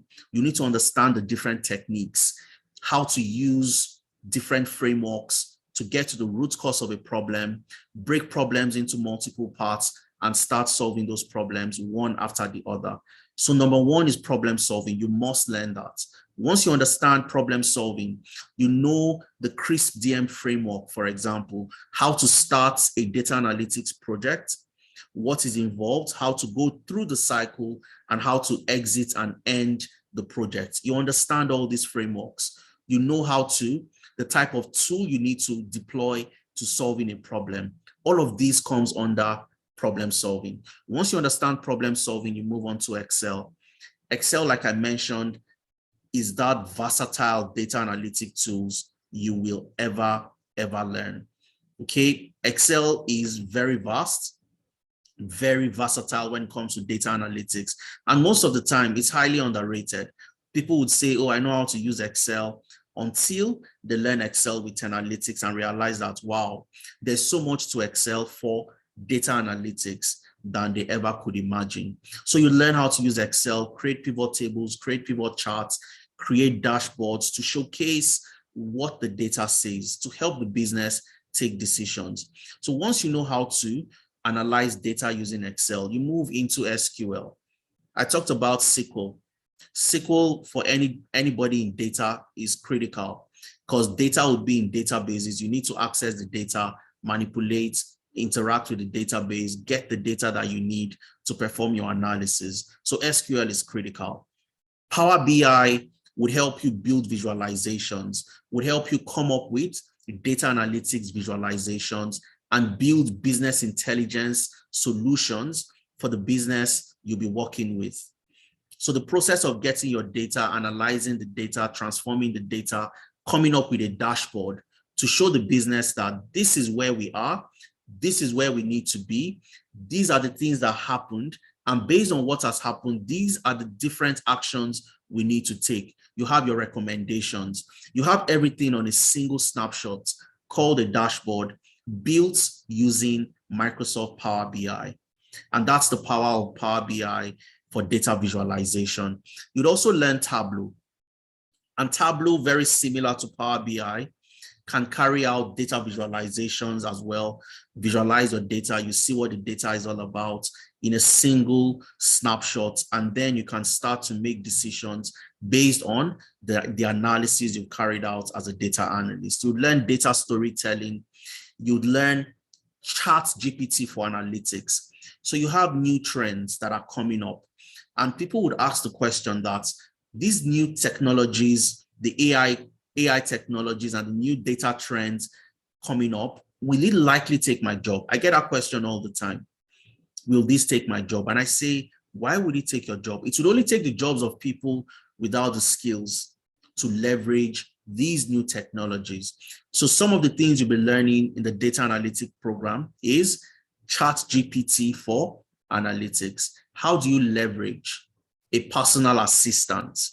I want to know those who know ChatGPT. We've used ChatGPT before. Just type in yes into the chat. If you've used ChatGPT, just type in yes into the chat. Okay, fantastic, Antonia. Sam Akinleye. Brilliant. Okay, so some of you have not used ChatGPT. ChatGPT is simply, I like to call it a personal assistant. Okay, you ask it questions and it will give you feedback based on its body of knowledge of massive data that has been used to train the platform. Okay, so ChatGPT as an analyst would serve as your technical assistant.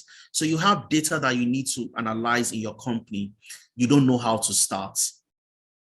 You'd simply go to ChatGPT and copy the header of the data that you have, paste it on ChatGPT and ask the question, Give me 5 insights I can generate from this data. And the moment you type and hit enter, ChatGPT will give you a feedback. And from there, you can start building your analysis. So you learn ChatGPT for analytics, and then you learn Microsoft Fabric for analytics as well. Microsoft Fabric is also a new technology that was recently launched by Microsoft, and it's an all-in-one platform that tries to combine all the different analytic tools, from tools like Excel that perform your analysis, to Power BI for your visualization, to a database where you can write your SQL queries. It combines everything into one single platform. So you would learn how to leverage new technologies like Microsoft Fabric as a data analyst. And how long would it take you to become a data analyst? 4 months. Again, 3 months project-based classes. And I'll show you what the classes look like. I'll show you the projects, some of the projects you'd work on, and how that would guide your journey into data analytics. And of course, you have 1 month internship.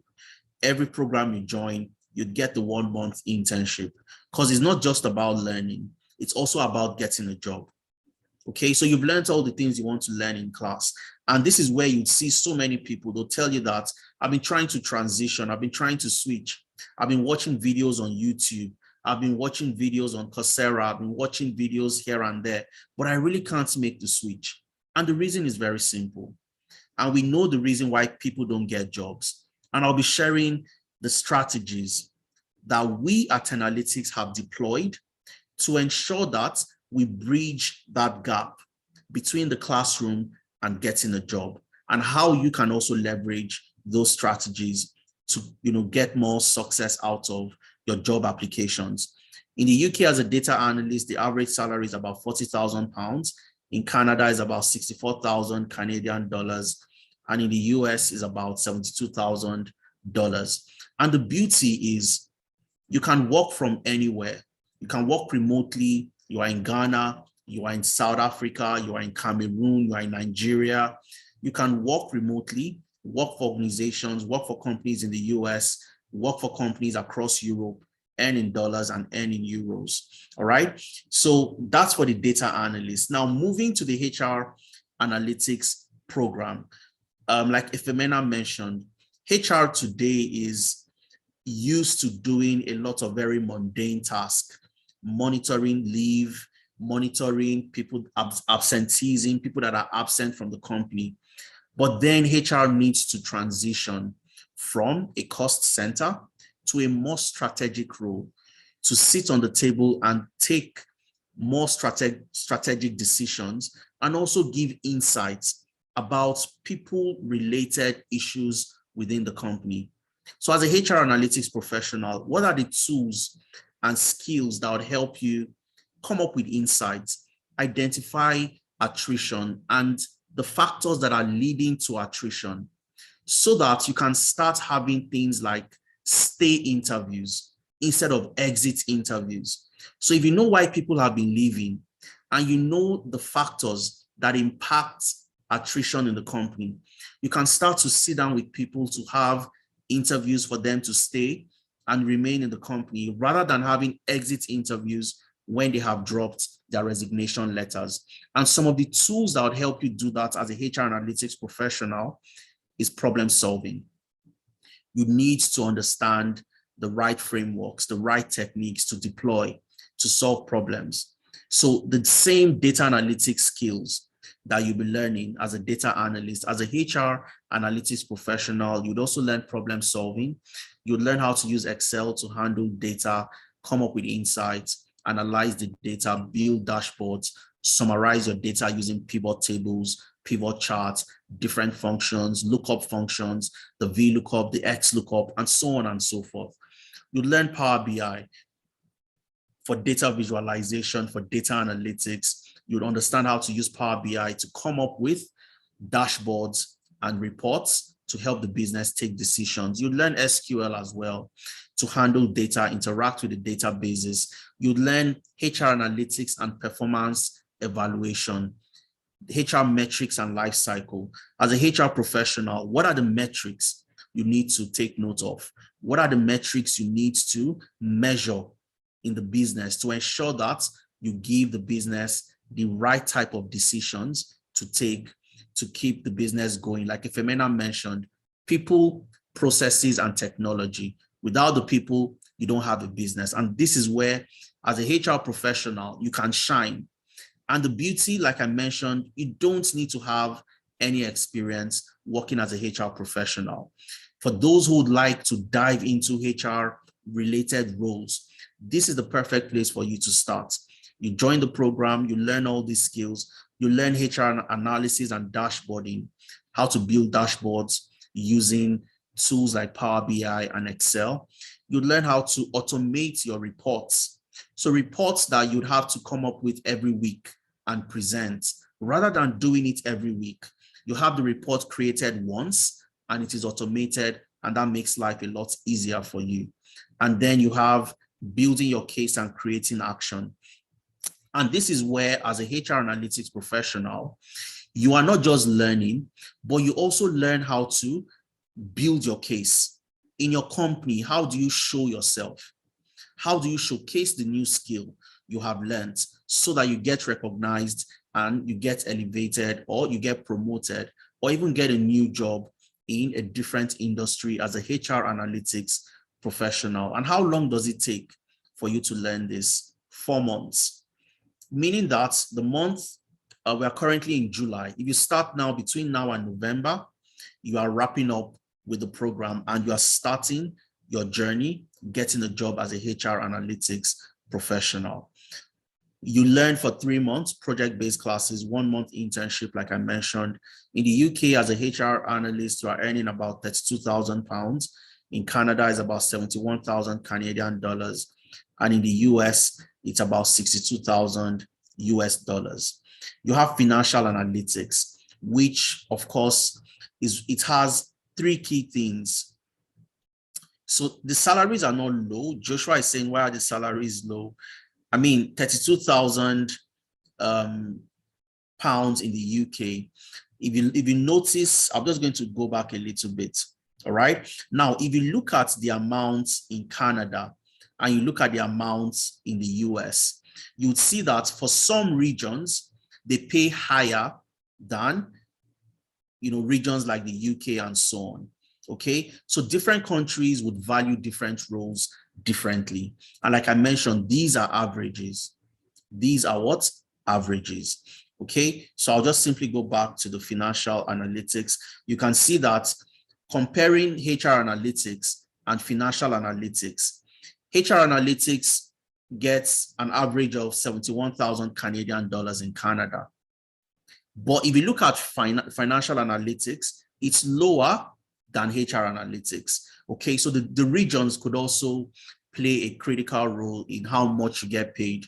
And of course, the pounds is also, the pounds is also, in terms of the rates, the pounds has more power than some of these other currencies. So for financial analytics, what's the beauty of being a financial analytics professional? You are combining 3 key skills: finance, investment banking, and data analytics.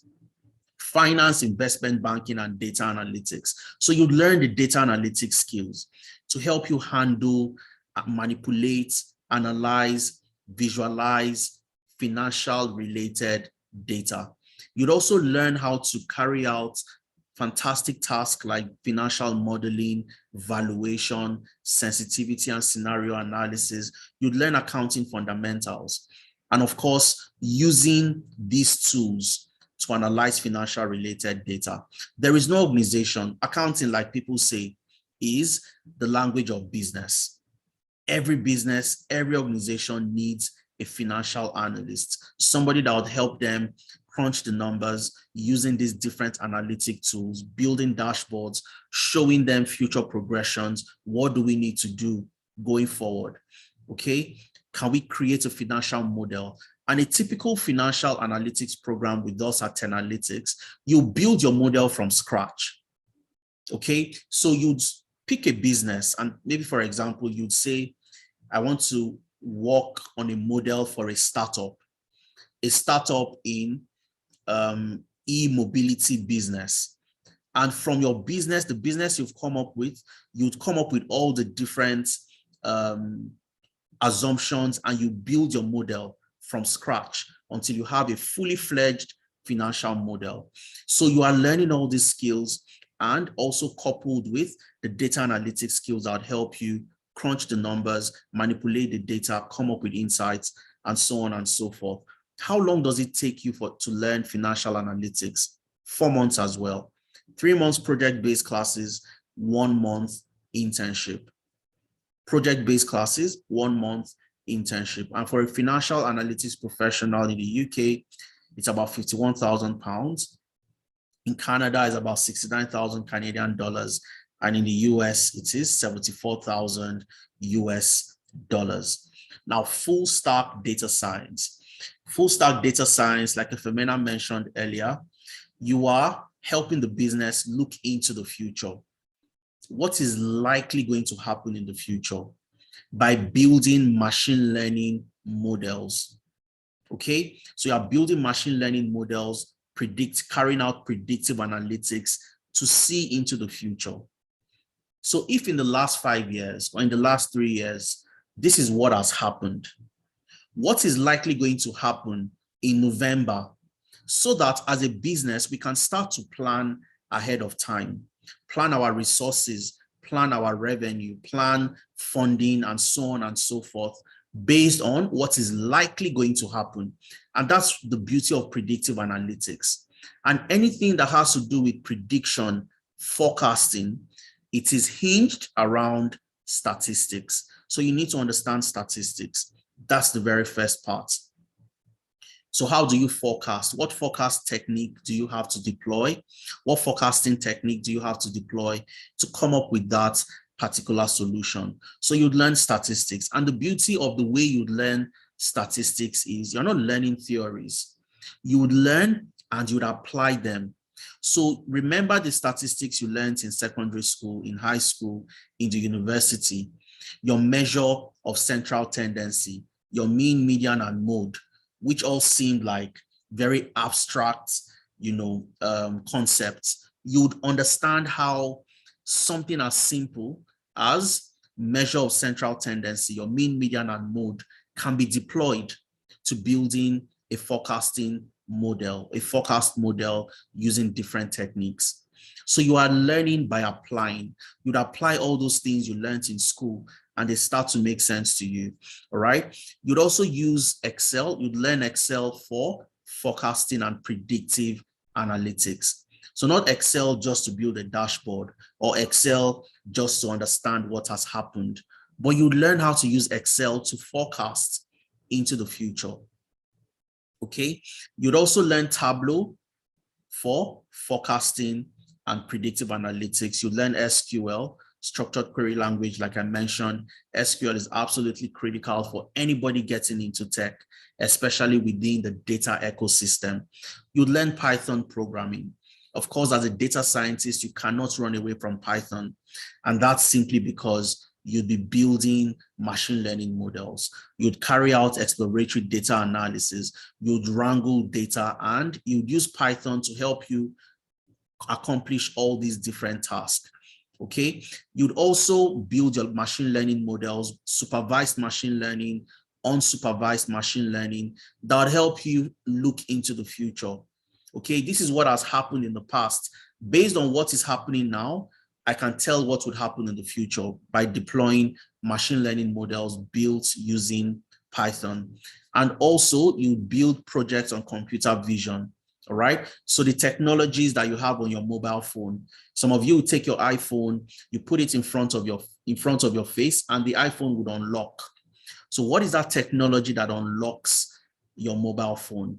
Okay, so it's simply a program that has been built to recognize your face. So once it sees your face, it learns what your facial features look like, so that tomorrow when it sees your face again, it recognizes that this is Adeza that I saw yesterday, and then my phone unlocks. You'll be building a project like that, object detection, posture detection, and so on and so forth. As a data scientist, You would learn to become a data scientist within the space of 4 months. Of course, you need to learn how to program with Python. So that gives you some leverage to learning the skill, learning how to use Python, and understanding how to deploy Python for data science. 3 months project-based classes and 1 month internship. Your internship, you build some very fantastic projects that you'd add to your portfolio. In the UK, as a data scientist, you are earning about £50,000. In Canada, about 94,000 Canadian dollars. And in the US, another 6 figures, 121,000 US dollars. Data science was dubbed as the sexiest job of the 21st century. And that's simply because a lot of the things we do today are hinged around data science. I want to know those of you that watch movies on Netflix. If you watch Netflix, you watch series, you watch movies, just type a yes into the chat. Just type a yes into the chat. Fantastic, Sam, Adebisi, brilliant, Emmanuel, Franklin. Now, I want you to take note of something, okay?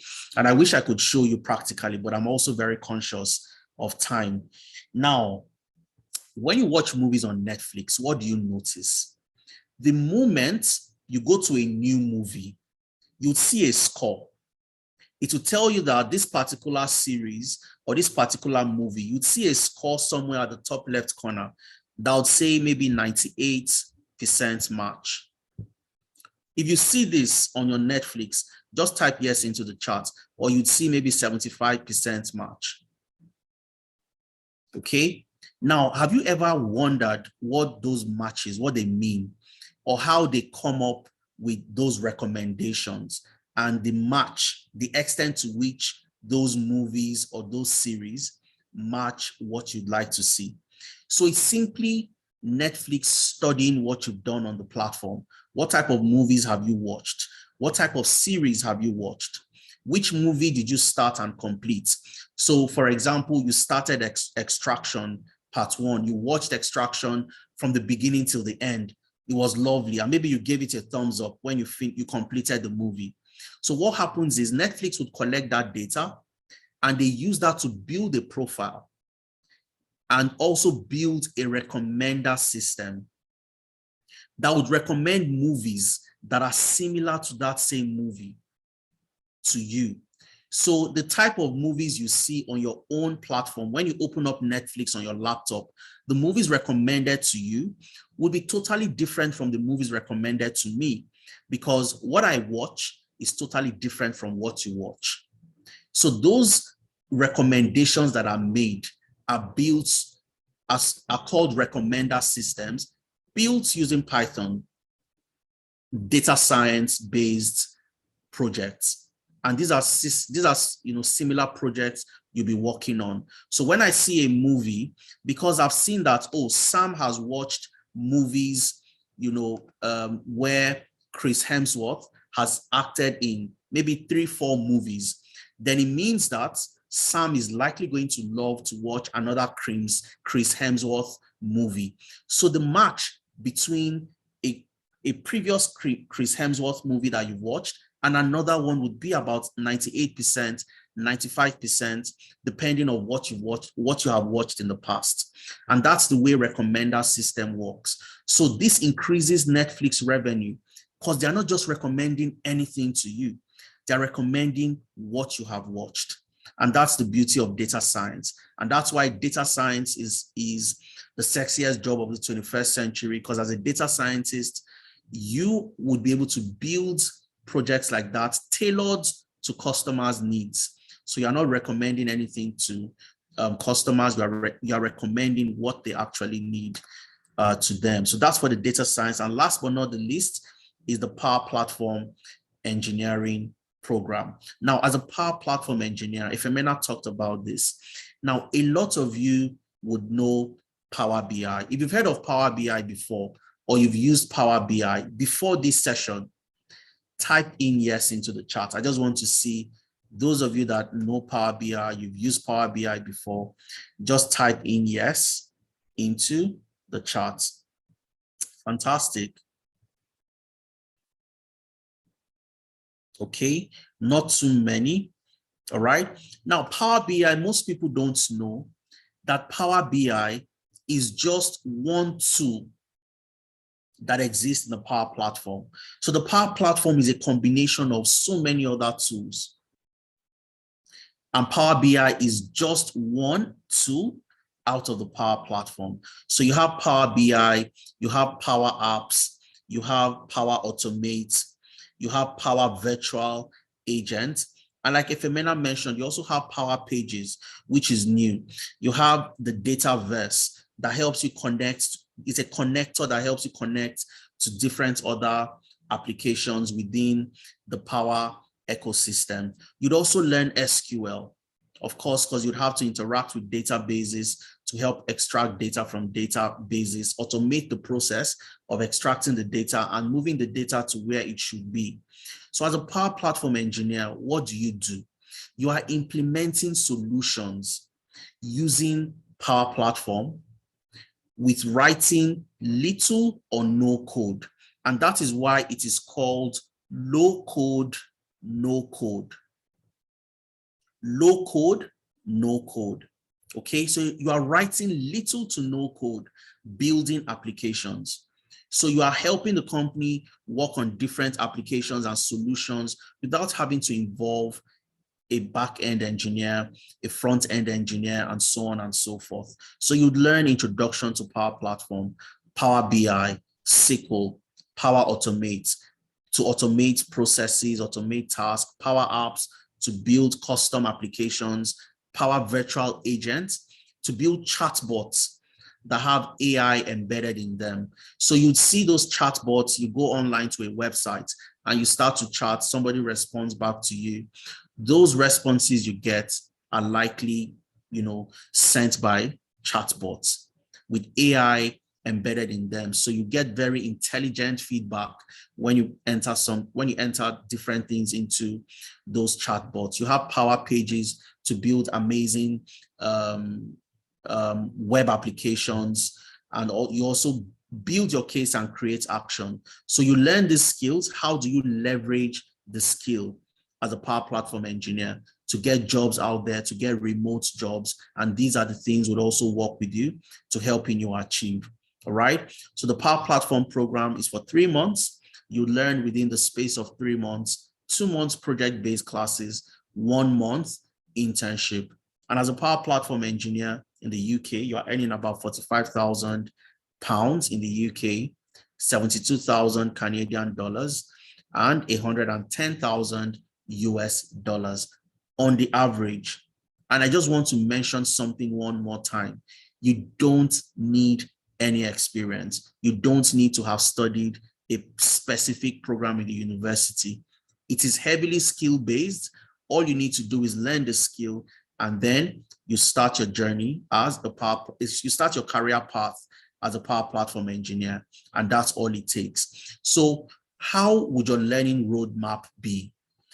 I've listed all the skills, all the tools you need to understand, all the tools you need to learn. But how do you learn?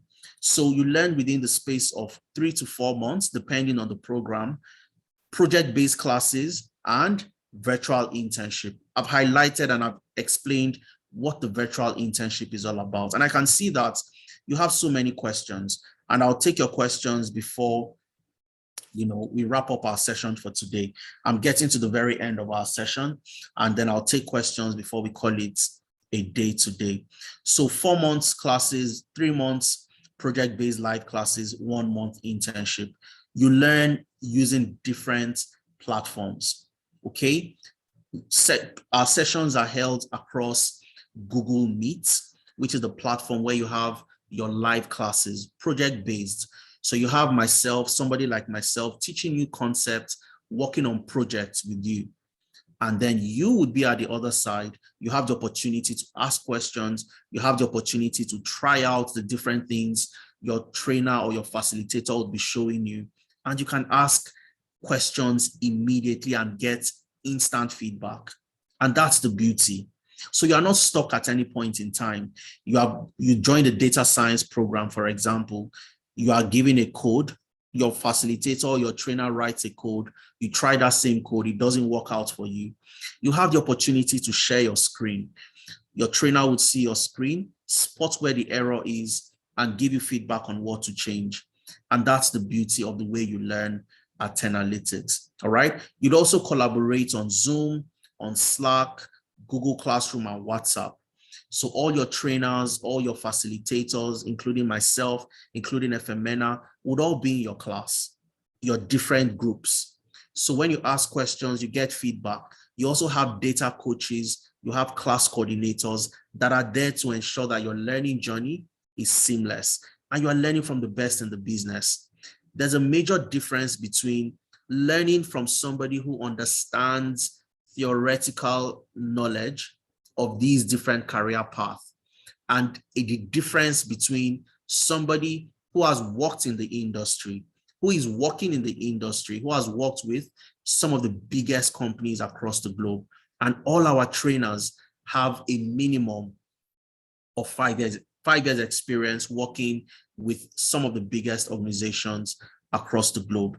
Your classes are flexible, okay? And this is simply because most of our participants are 9-to-5ers. They work during the week, 9 to 5. So during the week is always very busy. And that's why we have our classes during the weekends, Saturdays and Sundays.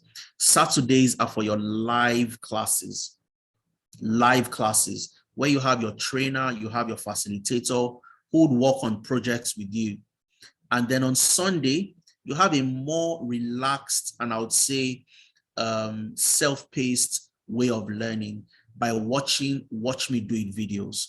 A typical Watch Me Do It video, for example, for those who join the data analytics program, would be Adeza teaching you what the Power BI workflow is all about. So you get a short video on Power BI workflow.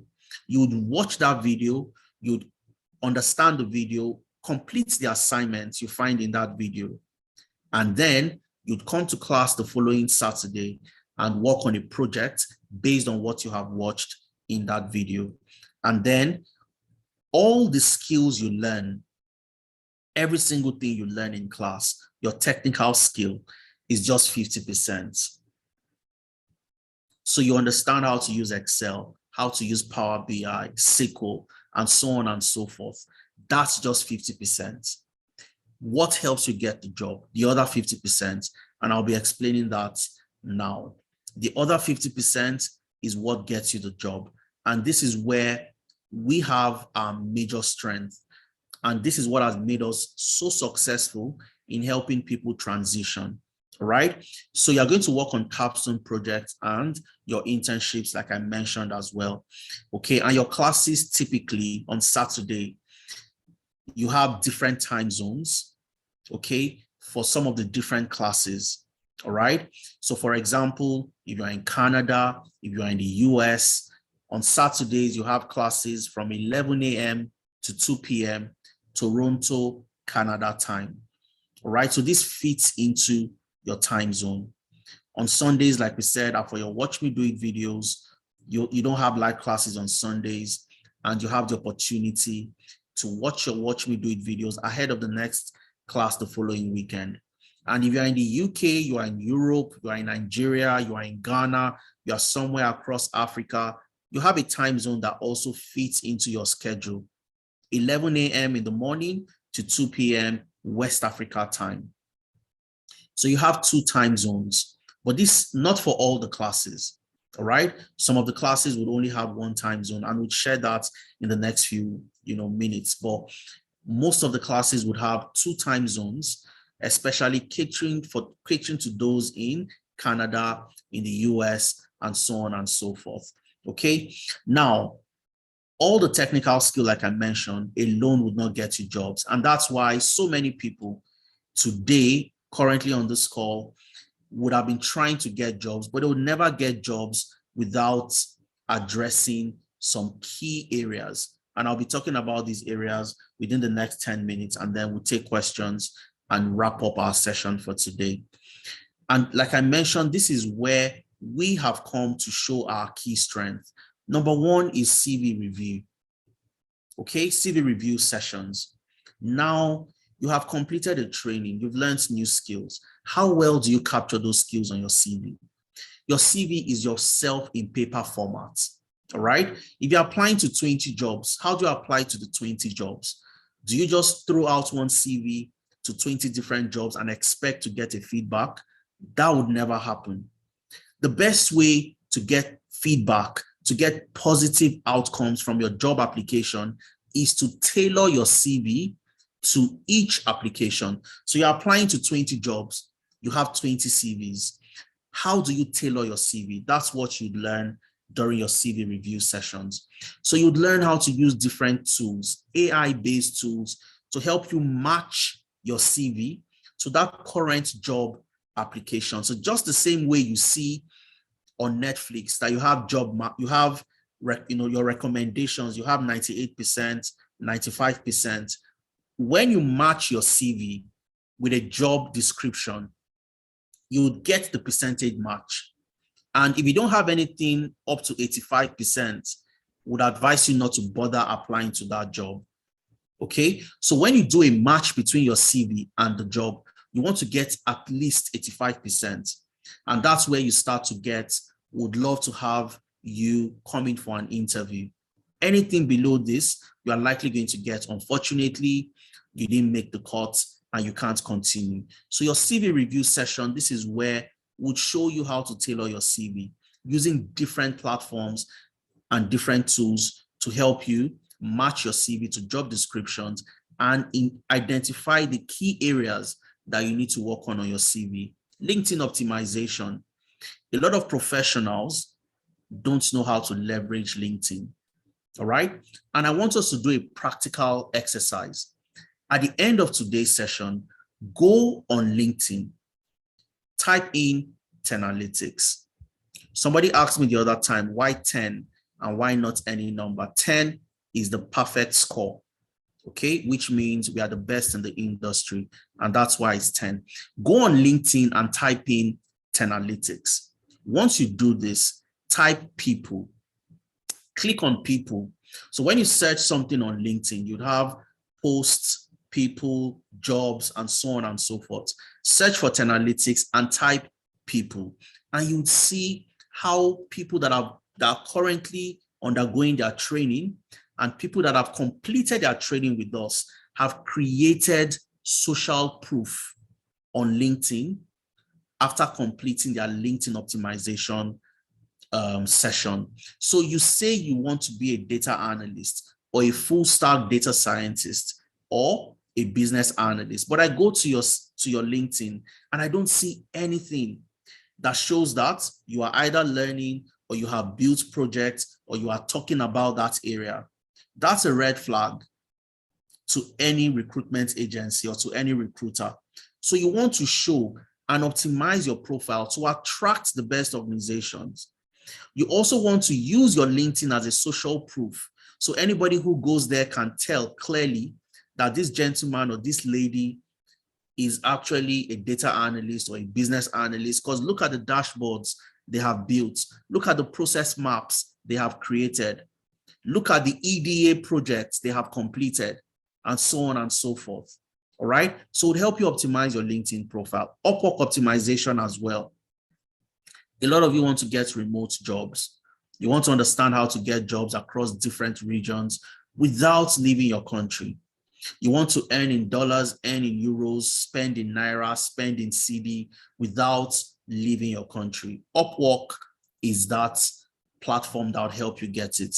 So if you don't have any Upwork profile and you want to get remote jobs, then you need to have one. We'll work with you to help you create your Upwork profile. If you have one already, would help you optimize, get you verified so that you start getting jobs on the platform. All right, navigating the job market. And this is where we have Nigerians today migrating to different countries. The jackpot craze is actually something, it's a thing. People living in their droves every single day, going to the UK, going to Canada. But something I've seen personally, including FMNA as well, and as a business, is people are just moving without understanding the job market. So you have people stuck doing jobs that ordinarily they would not want to do. So they are working in care, all because their colleagues and people they relate with tell them that care is the only way they can, make a living and so on and so forth. Or they work in the warehouse simply because that's the circle of people they move with tell them that warehouse is only what you can do. Yes, I understand that for some people, you would have to get a job that will pay your bills when you just get into the country. But what happens afterwards? You have people come for their masters, they're done with their masters, and they realize that they don't have skills to compete to get jobs in that country. Okay, so how do you start building skills that would help you understand what the job market looks like? How do you transition into a skilled worker visa, for example, if you are in the UK? How do you get your work permit? How do you get a professional job that would give you a clear pathway to citizenship? First of all, starting with PR. Okay, so these are the different aspects that you need to understand during navigating the job market. Understand the market you work in and how to access jobs. Where are the websites to access jobs? The different immigration pathways I'm trying to access. Are they points-based? If they're points-based, how many points do I need to get? How do I optimize my points to the maximum possible? And so on and so forth. And then we have recommendation and reference letters would help you increase the credibility of your jobs by doing what? Writing recommendations and references for you. Would stand as a referee to say that we can vouch for your character, because organizations, employers would want to know that, look, yes, you have the skills, we've done this before, we've seen your LinkedIn, but who have you worked with? Who can vouch for you and say that they've worked with you, they can vouch for your character, and so on and so forth. And that's where we ensure that we give you the best possible recommendations. Interview and job preparation. So you've done all the right things. Now, how do you get a job? How do you put your best foot forward during an interview? For questions as simple as tell me about yourself, people fumble. If I call somebody up and I say, tell me about yourself, you struggle. People struggle to answer questions as simple as, can we get to know you? All right. So, and it's exceptionally important you get the ball rolling in an interview by giving them a very crisp and concise, straight to the point introduction about yourself. So it would show you different, techniques, different frameworks to structure your response, to structure your stories during interviews. For example, tell me about yourself. The best framework to answering that question is using the SEAT approach. SEAT. S for skills. You first of all talk about your skills. E for experience. You talk about your experience. A for achievements. You talk about what you've achieved in your previous capacity working in that role. And T is for your traits or type of person. Who are you? Are you self-driven? Are you a problem solver? Are you a team? Can you work well in a team?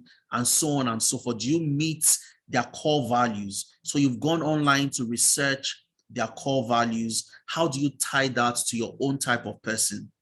And this is the framework you use to answer questions on. Introduce yourself. Tell me about yourself. Can we get to meet you? People fumble this question a lot.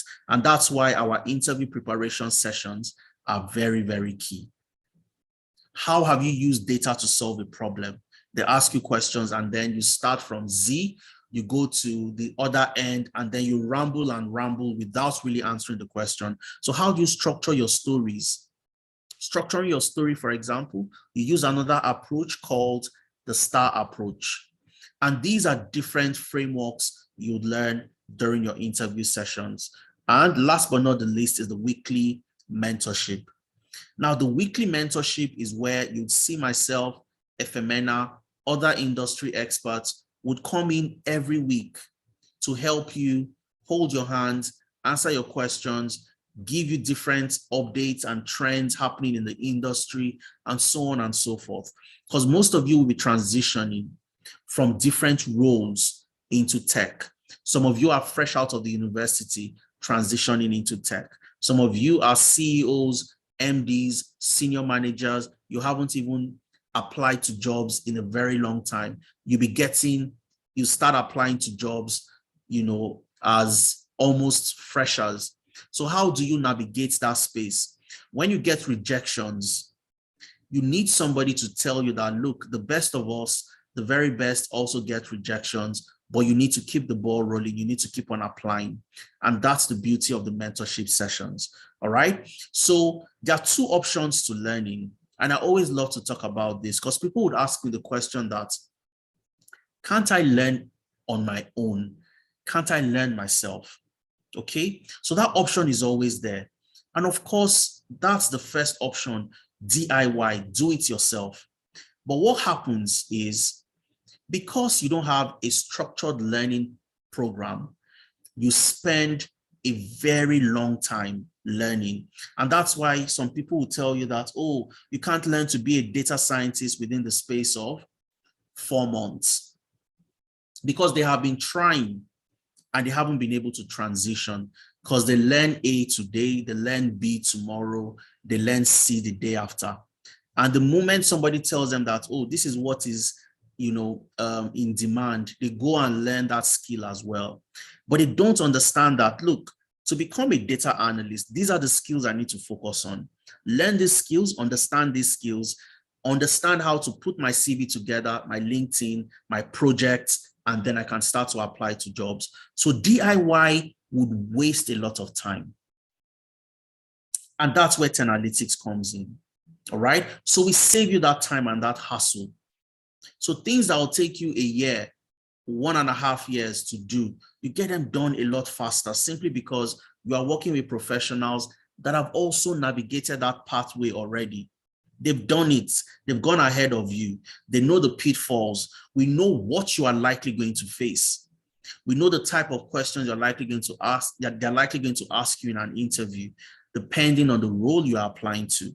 All right. So how do you prepare for that interview so that the mistake others made, or the mistake I made, or Efemena made, you don't make similar mistakes? And that reduces your transition journey from 1.5 years to 2 years into just 3 to 4 months, because you're working on an optimal pace, understanding exactly what to do, structured learning process. You don't have to learn everything, those that are necessary and unnecessary. You learn what is necessary for you to make that transition into the space. And you get to work with astute professionals across different areas. You work with Efemena, who is a professional in the UK, the co-founder of Analytics. You'd work with myself. You'd work with Nene, who is a commercial analytics professional. And Nene has worked with the Bank of America. She's worked with KPMG. While she was in Nigeria. She's worked with some of the biggest companies across the globe, currently works with Telos in the UK, who is a subsidiary of Nike. You all know Nike, the designer. That's where Nene works. You'd work with Inena, who is a product manager. For those of you in business analysis, you'd work with Inena. For those of you who will be going with financial analytics, you'd work with Nene. For those of you who will be going with data analytics, you'd work with me. Full stack data science, you work with Efemena. Obina is also a data scientist in Canada. You have Shion. Shion works with Visa. You all know Visa and MasterCard, works with Visa in the UK. You have Emmanuel, who is the head of HR in Nigeria at Pedabo. In the HR analytics program, you work with Emmanuel. You'd work with Ibrahim, who is a machine learning manager. Kelvin, who is a data engineer. We work with Teniola, who works with one of the big fours here in the UK as well, Abdulrahman, Francis, and so many more professionals. We can't fit everybody into a single slide.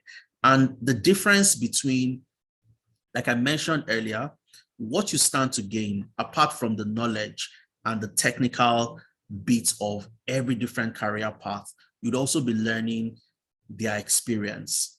Okay? experiential learning by working on projects that have been built and modified not to, of course, give out the company. So I've worked with different organizations and I've seen the type of projects that I've worked on in those companies. So what we do is we convert those projects into learning materials for you, so that when you work on similar projects that are obtainable in the industry, when you get a job in the industry, it's a lot easier for you to get the job done and hit the ground running simply because you've done it before.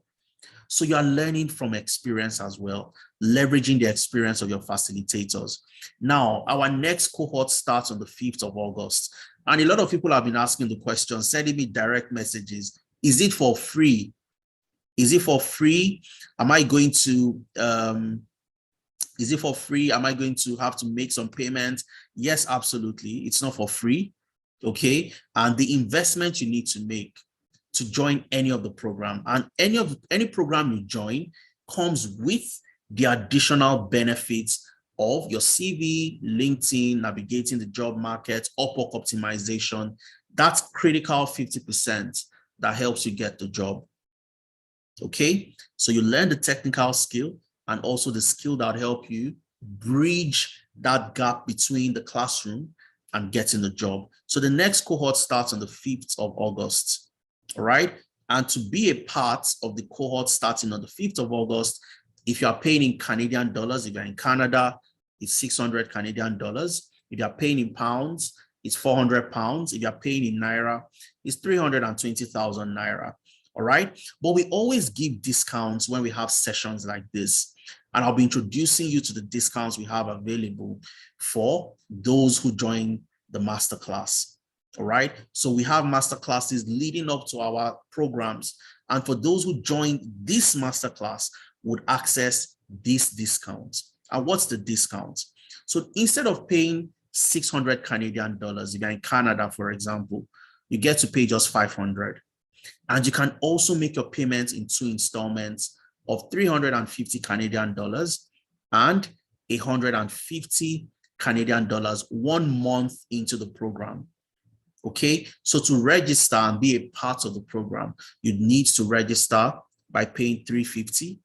And once the program starts, 1 month into the program, you make the second payment of 150 Canadian dollars. And if you're paying in Naira, instead of paying the full payment of 320,000 Naira, you get to pay just 270, and can also be broken down into 2 installments of 180 to register and get into the program, and 90,000 1 month into the program. All right. If you're paying in pounds, it's 300 pounds instead of 400 pounds. So this is the discounted amount. And for those who join this session are the only people that would have access to these discounts. So 300 pounds, and you can also make payments in 2 installments of 200 pounds to get started, and 100 pounds 1 month into the program. So these are for the programs, for those who want to go for data analytics, for example, this is what you'd have to pay. For those who want to go for business analysis, this is what you have to pay.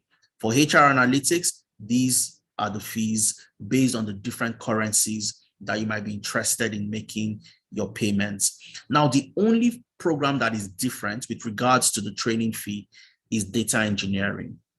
Okay, so data engineering from 700 Canadian dollars, the original fee, you get to pay 600 Canadian dollars discounted amount, and you can also break your payments in 2 installments as well.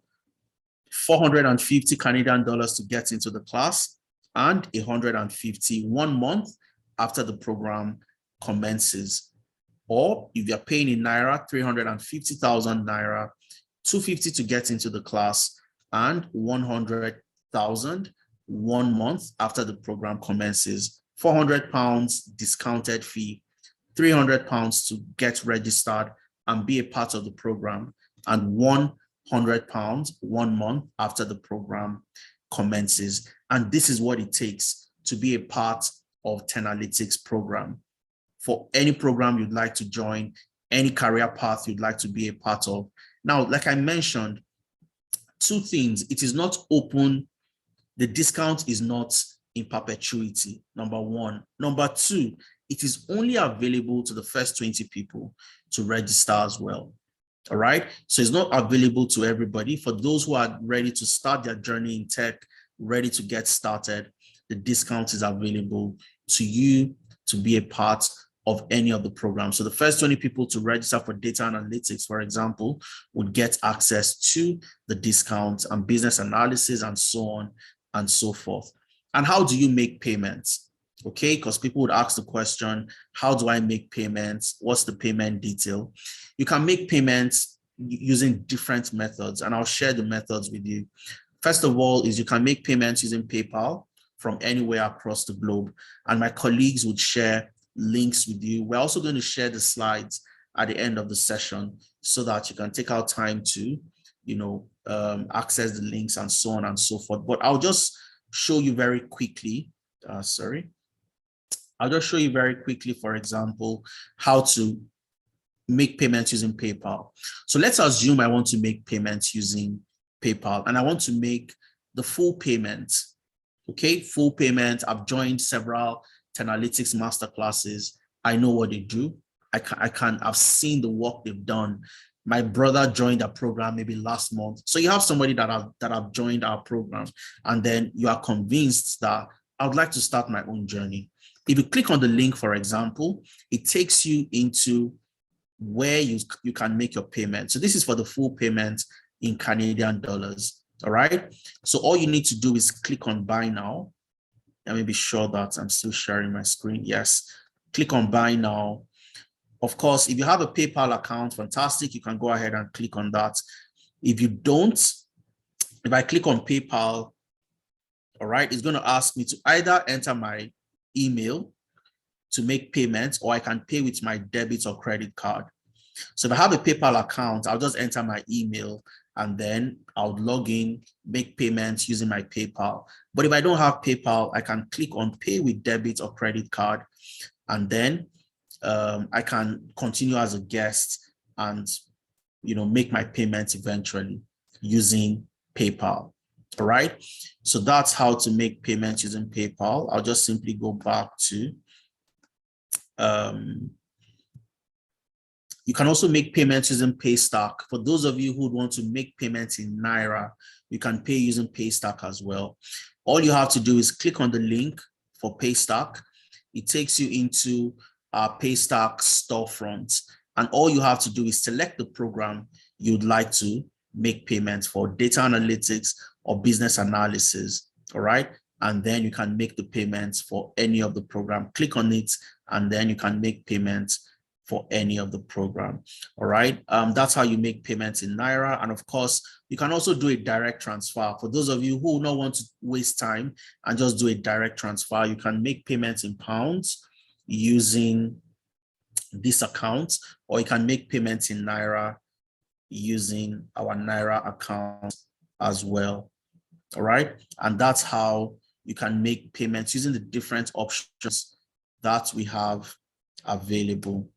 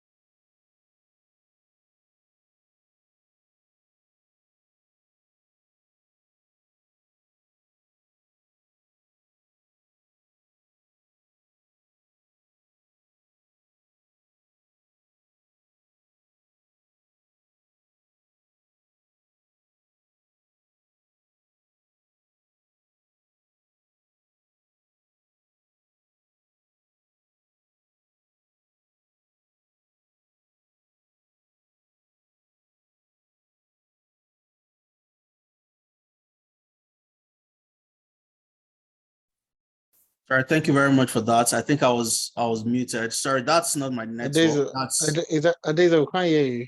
Your voice has gone off. Can you hear me now? Can you hear me now, Ife? Yeah, you can hear me, Esther. Thank you very much for that. That's just Zoom crashing.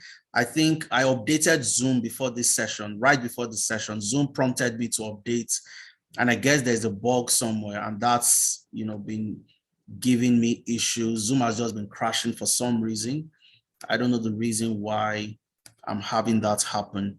All right, so if you can just give me access to share my screen, what I'll just quickly want to show you are the people that they've joined Analytics, they've been able to navigate their way into the different career path we've talked about. Okay, so I'll share just two stories. I'll share two very key stories with you. All right. If I think I'm getting this crash report again for another time. I really don't know why this is coming up. Okay.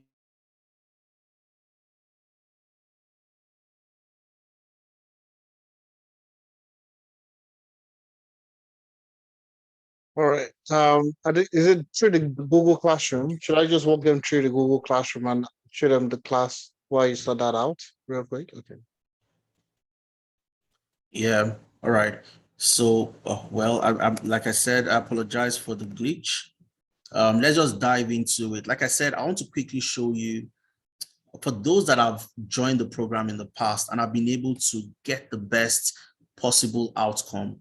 All right. So they joined like novices, people that have never done this before, first timers, fresh out of a different career path, fresh out of the university. They learned with us and they were able to make that transition. So I'll start with Stephen. I think this is the most recent. I'd just love to share his story. And I'm always very excited to share Stephen's story. Stephen, just like so many people who would come to the UK, used to work with Tesco, all right, as a sales, somebody working in customer care. I mean, he worked in customer success, receiving phone calls and so on, but he wanted to change and switch from that career path into data analytics. And he joined our data analytics program, all right? And how was Stephen able to leverage the program to get the best outcome? Okay, and of course, when he got the job eventually, he sent me WhatsApp messages. So when he joined the program, he told me the reason why he joined. I currently work as a customer experience professional. I want to make a switch. I want to become a data analyst. I don't want to do this anymore. And there are openings within the company, and he wanted to access those openings. So he joined the program. And then before he completed the program, because we always advise our participants, go ahead and start applying to jobs. The moment you are done with Excel, because so many companies would need you just for your Excel skills. So he joined the program, and guess what? Before he completed his program, he started to get interview opportunities. I sent him some, materials to help him prepare. We had sessions, we sat down together to look at the job role, prepared for the interview, and he got the job. Okay, today, Stephen works as a junior data analyst with the Access Group in the UK after training with us on our data analytics program. And this is just Stephen's story from somebody who has never done this before, a customer success analyst at Tesco, completing the program and getting the job as a data analyst with the Access Group. You also have Benga. Benga is in Poland, and Benga got a job as a business data analyst after training with us as well. And just like Stephen, I also sat down with Benga. We had about 3 interview preparation sessions. Myself, two of our senior associates had interview preparation sessions with Benga. And eventually Benga got the job as a business data analyst. He sent me a message as well, boss, I got this job. And he was even thanking me. And that was a surprising part for me. He was super, super excited. And he was saying that, I want to appreciate you for the opportunity you gave to me. And I was simply telling him that, look, Benga, you decided to take the step, join the program, and You took out time to apply to jobs, just like we advised. And that was why you got the opportunity. And this was me telling him that, look, congratulations. You took that step to start your journey with us. All right. Now, that's not even what is amazing about Benga's story. What is amazing about his story is that he had 3 more offers. 3 more offers. So apart from the one he eventually took, of course, hybrid working, remote working, he only needs to go to the office once in a week. Salary was fantastic. He had 3 more offers from 3 other companies in Poland. All right. Today, Benga works as a business data analyst. And this was about 3 weeks ago when he resumed his job as a business data analyst in Poland. And this is Maureen. For those of you in Canada, you know TELUS. TELUS is a telecoms company in Canada. Maureen landed a full-time job as well after joining our HR analytics program. All right, she joined HR analytics, and today she works as a HR data analyst with TELUS. This is somebody who has never done analytics before. And just like the different steps I outlined earlier, optimize CV, optimize LinkedIn, how to navigate the job market. There are so many fantastic websites where you can apply to jobs. So many people don't know, and they don't know how to access this. So what we also do for our participants is during the weekly mentorship sessions, for people like Maureen, for people like Benga, for people like Steven, we bring them back. They come to the weekly mentorship session to talk to other people and other participants. Because guess what? You have so many other people trying to get jobs in Canada, and Maureen has just landed a job. So what were the interviews like? What did you have? How did you prepare? What were the questions like, and so on and so forth? So you're not just learning from Adeza, from Ifemena, from your trainers. You are also learning from your contemporaries who have been able to achieve just that thing you're also trying to get. We have Whistling. Whistling's story is also very personal to me because I know how Whistling started. She knew nothing in data analytics. She had been in the UK for a while, but she needed to get a job. Now, Whistling did not only land a job, a normal job. She landed a job with Shell in the UK as a sales analyst. And this is somebody who, just like many of you, had never done analytics before. Now, what is interesting about the assessment, because when you apply to a job with an organization like Shell, you'll be asked questions and you'll be given case studies and data sets to analyze. All right. I sent Whistling interview questions for her to prepare and practice. We had phone calls, we had Zoom sessions to prepare, and Whistling got the job. When she got the job, she sent me this message. All right. And she was simply saying that it is amazing to have found a position 4 months after completing the course and internship. So Whistling got this job with Shell 4 months after completing the program. Because even after you complete your program, we still work with you. We still ensure that we don't leave you hanging until you're able to get a job. All right. So Whistling today works as a sales analyst with Shell. We are super proud of Whistling. You have Thelma, who works as a HR analyst in Birmingham in the UK. And then Olugbemi. Olugbemi is another very phenomenal story. I'd have loved to share all the stories with you, but we don't have the luxury of time because I want to quickly share the projects and then I'll take your questions and we call it a day. Olugbemi, just like most of you, was planning to Japa, relocate from Nigeria. And he used to work with one of the biggest banks in Nigeria, all right? Now, he joined the program, and before he joined, we had a conversation. And he told me categorically, I want to get a job. And I said, look, Olugbemi, all you need to do is learn the skills, hone your skills, build yourself, and start to apply to jobs. You get the job, okay? Now, he started the training, completed the training. When he had his interview, he reached out to me to tell me, and I scheduled a session with him.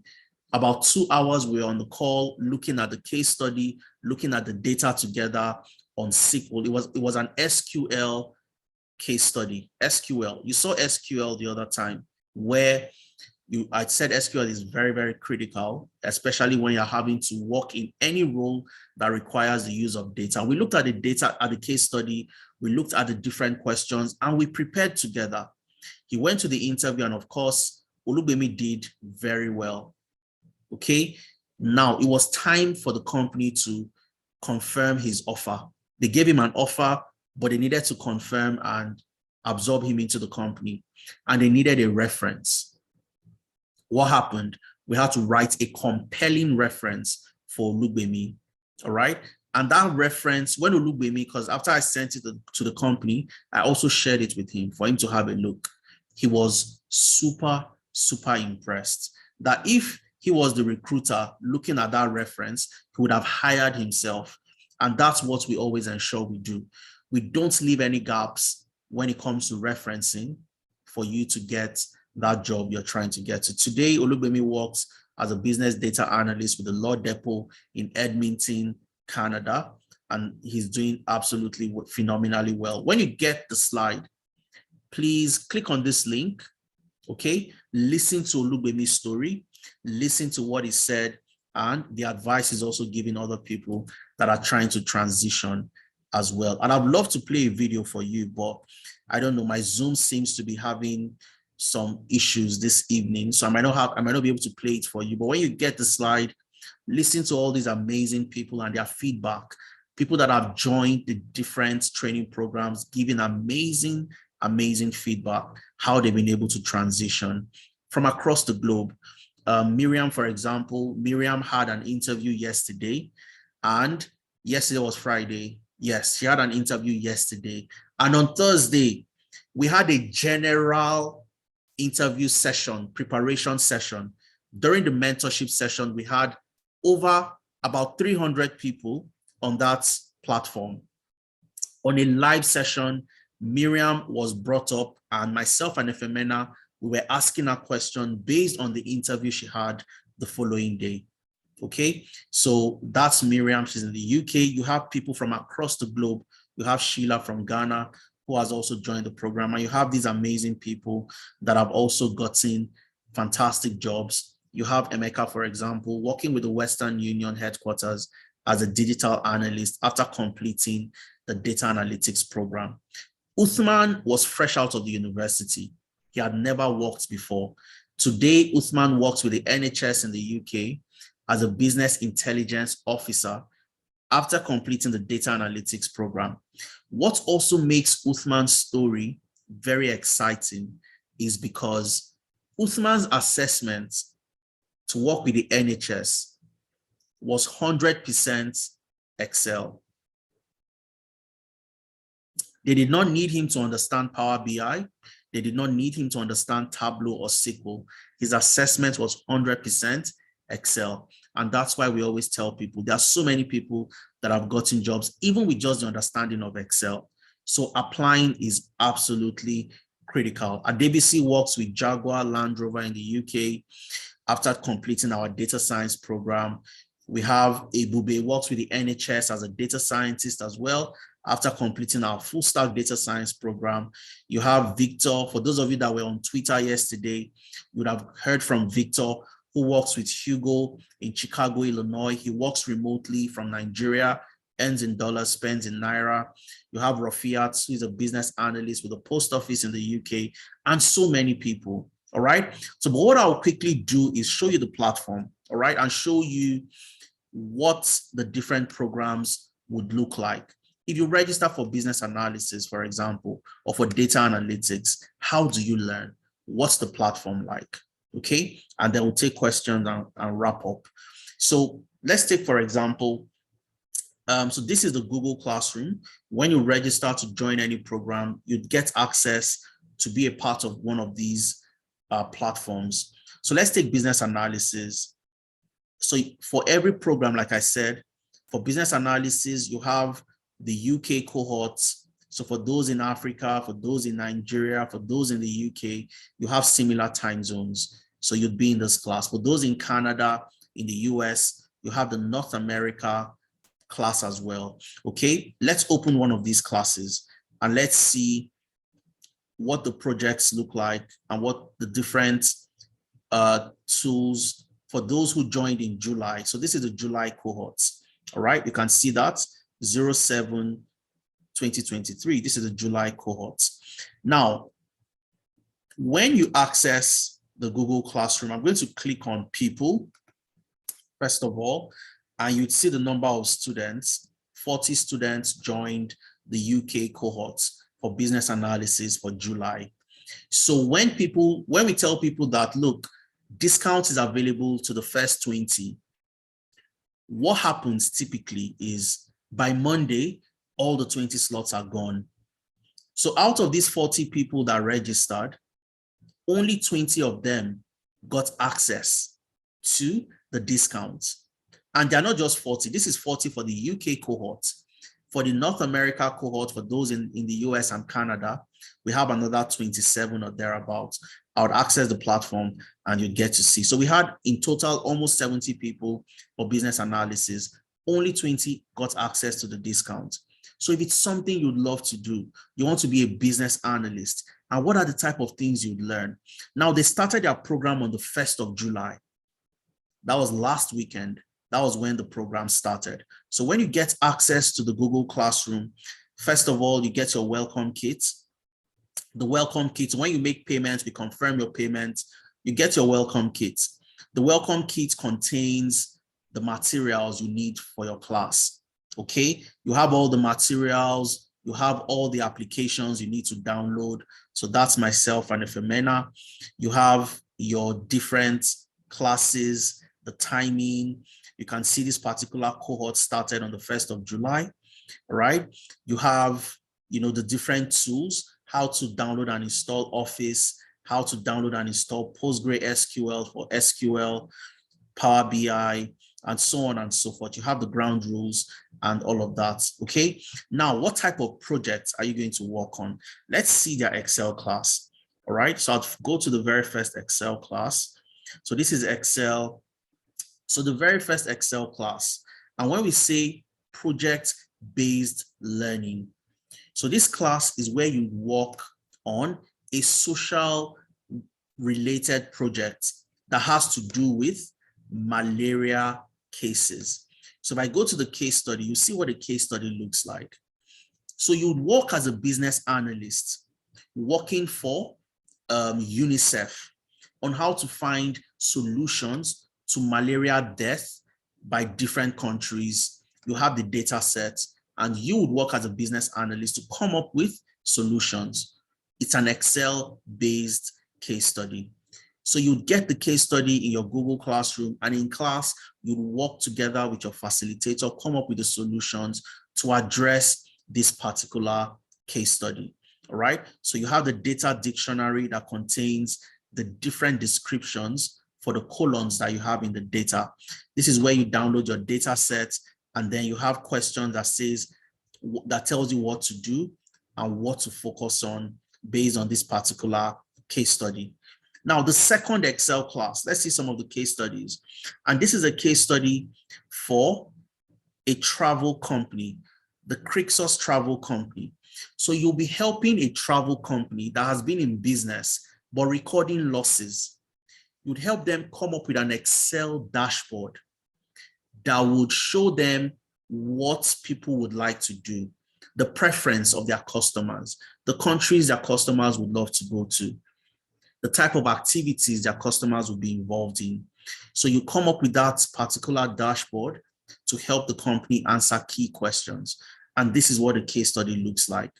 So a typical class, you are working on this particular case study, you are solving the case study, and then this is how you learn with projects. So you're not learning theoretical concepts.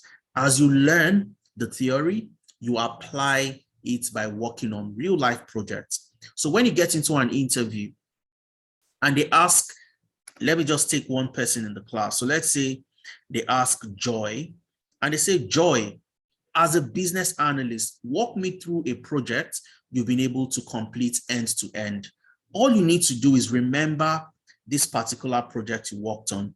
And you'd say, thank you for that question. As a business analyst, I worked for one of the major travel companies across Europe called the Crixus Travel Company, and I helped them maximize their revenue by identifying key gaps that existed in the processes of what the customers needed to help them get the correct preference of the respective customers. Okay, so you talk about the project. I gathered my data using Google Forms, deployed the survey instrument to the customers for them to fill and answer the questions in that instrument. And I was able to connect my Power BI or connect my Excel to that Google form to build my dashboard. And from the dashboard, I was able to get this insight and that insight.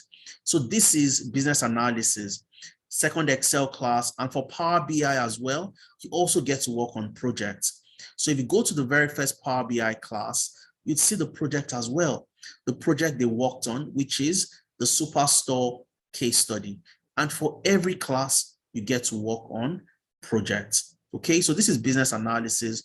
We can check maybe one more class or two more classes.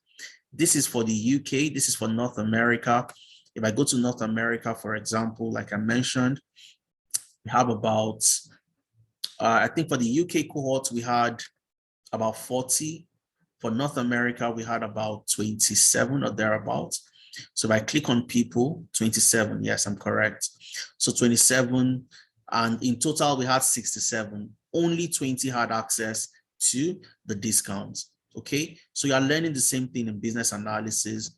If I go to the full stack data science for July, let's see the data science, for example. So for those of you joining data science, what are the different things you're likely going to learn when you join the class itself? So let's see the data science class for those that started on the 1st of July, which is last weekend.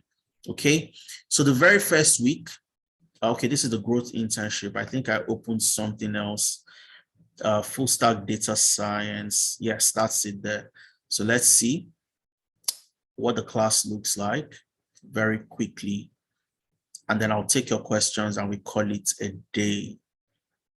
All right, so just like the business analysis, you have your welcome kit that contains your materials, your timetable and everything. And your very first class, you have an introduction, and then you have, let's see the first, this is the first class, and you get to work on what?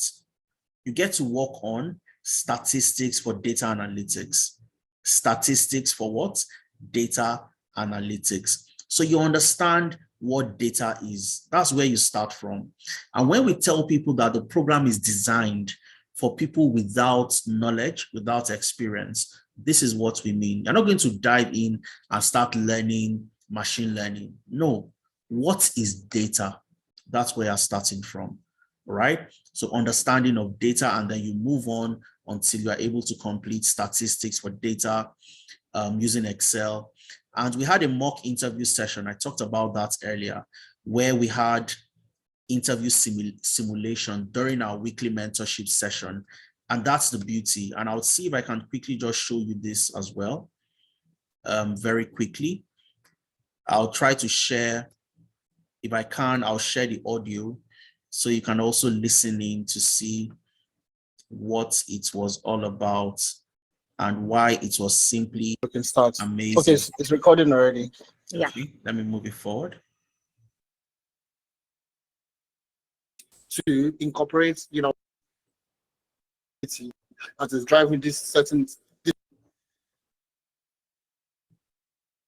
that you actually did this.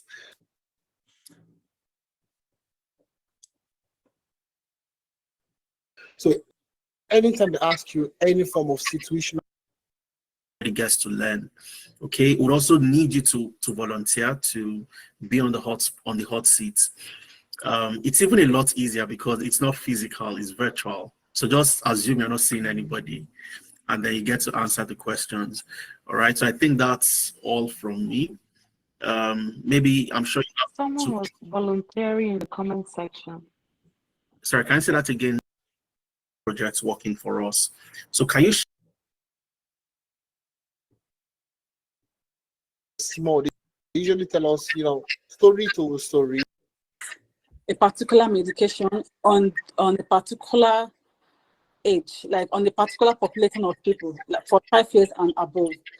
So and in Nigeria we have 36 states. So we were tasked on analyzing this particular population, like this particular age, on the whole text. All right. So without taking too much time, this is Miriam answering questions that we asked her during the live session. Okay, so Miriam had an interview. On this call, we had over 300 people, and I was asking questions, Efemena was asking questions, and Miriam was answering those questions. If I play it from here. But doesn't is of a contrary opinion to the analysis that you've done. Okay. So that's Ifemena asking Miriam questions, and Miriam was giving feedback, answering questions so that she would be well prepared for the interview that she had coming up the following day. Of course, she had already had, preparations with one of our senior associates earlier. Now, what people got from that session was the ability to learn so much from how people responded, putting them on the hot seats, and also learning from their experience as well. And this was what happened during the mentorship session that happened on Thursday. And the mentorship session is actually very packed, and you have experts coming to help you trying to navigate, trying to get into the program, what exactly you need to do, and how to approach questions you'd like to get in an interview. This is another case study for those in the data science program. You'd work on accident analysis. Okay, you'd use Python to solve a problem. You have access to the data that will be sent to you, and you get to solve the problem. And that's learning using projects. So I'll just stop here. And I think we've pretty much covered a major aspect of the program. And I'll just simply wrap up by talking again once about the discount that you have available. What we always get every single time, every month, because we have a cohort starts every first weekend of a new month. So the July cohort started on the 1st of July on Saturday. The August cohort would start on the 5th of August, all right? The discount is available just for the first 20. So what happens most of the time is people would come later down the line to say, oh, I still want to access the discount. Is it available for me? Okay, so what we always advise them to do is take advantage now and register. Okay, you've always wanted to get into tech right from the beginning of the year. We are in July. Once you start in August, by December, early December, you are wrapping up with any program you registered for. So you have a window of opportunity to still achieve your objective in 2023 of transitioning into tech. Okay, so for those of you who want to do a direct transfer, like I mentioned, if you are paying in Naira, you can access our Naira account. If you are paying in pounds, you can access our pounds account and make your payment to get started into the program. Okay, so I'm just simply going to take questions before we call it a day. We'll take questions just for 10 minutes because of time. So if you have questions, please just use the raised hand icon. I would ask you to unmute yourself, and then I can take questions from you. Okay, if you have questions, if you like to speak, you can use the raised hand icon. Sorry, just wanted to address a particular question that Yes. I saw in the chat, and that is regarding people saying that, oh, you need Canadian work experience, or you need UK work experience and all that in order for you to get a job. So the question I got here is, let me just get the person's name.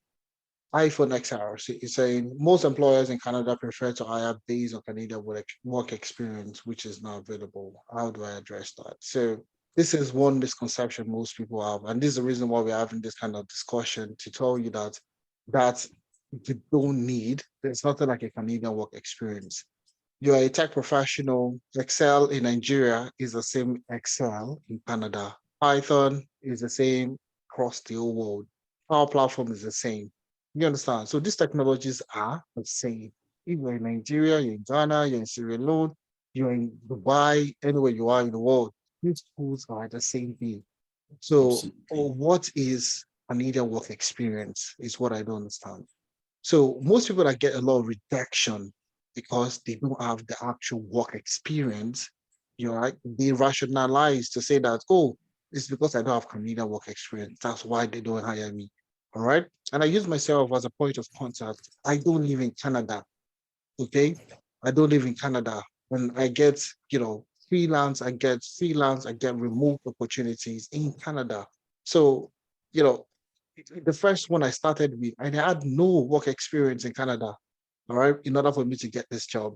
So people that say this is because it's coming off from a place from where they don't have experience. Okay. So in order for them to rationalize from those rejections, they say, oh, they need Canadian work experience. All right. There's nothing like that. There's no industry. Or maybe if you're a lawyer, probably yes, you would need to work. There are some fields you need to, but in the tech space, you don't need those, Canadian work experience, UK work experience, and all that. And those are the training programs are packed with projects that would give you that hands-on feeling, all right, that you can actually use to talk to a recruiter that, oh, these are the projects I've built, these are the things that I've done, and these are the skills that I'll be bringing to bear within your organization to transform it, to build it, to do, all the necessary things that you can do. All right. I hope that makes sense to you, to Lulokwe and iPhone XR. Thanks a lot. All right, thank you for that, Ife. Canadian, okay, I think you've addressed the question that Linda asked. So Linda, like we said, Olugbemi, for example, what I'll just advise you to do is listen to Olugbemi's story. All right, it's also publicly available on link on YouTube as well. Olugbemi had never worked. He used to work in Nigeria in a bank. He had never done analytics before. All right. Today, Olugbemi works as a business data analyst. And getting that job as a business data analyst has opened so many other doors to him. All right. So what type of jobs are you applying to that's telling you Canadian work experience? Like Ifemena mentioned, tech is tech anywhere. Excel is Excel in Canada. Power BI is Power BI anywhere. All right. But you've not been able to sell yourself very well. If you're able to sell yourself, sell them the skills, let them know you are the best person for that job, you'll get the job and not get Canadian work experience as an excuse not to give you the job. All right. So once, for those that have made payment, because I've seen a couple of payments coming, all you need to do is my colleagues would send you a link for you to register, and then you'd get a welcome kit from us first thing on Monday. The welcome kit, like I mentioned, contains all the details of the program in terms of the timetable, the applications, how to get to download them ahead of your class starting on the 5th of August. All right.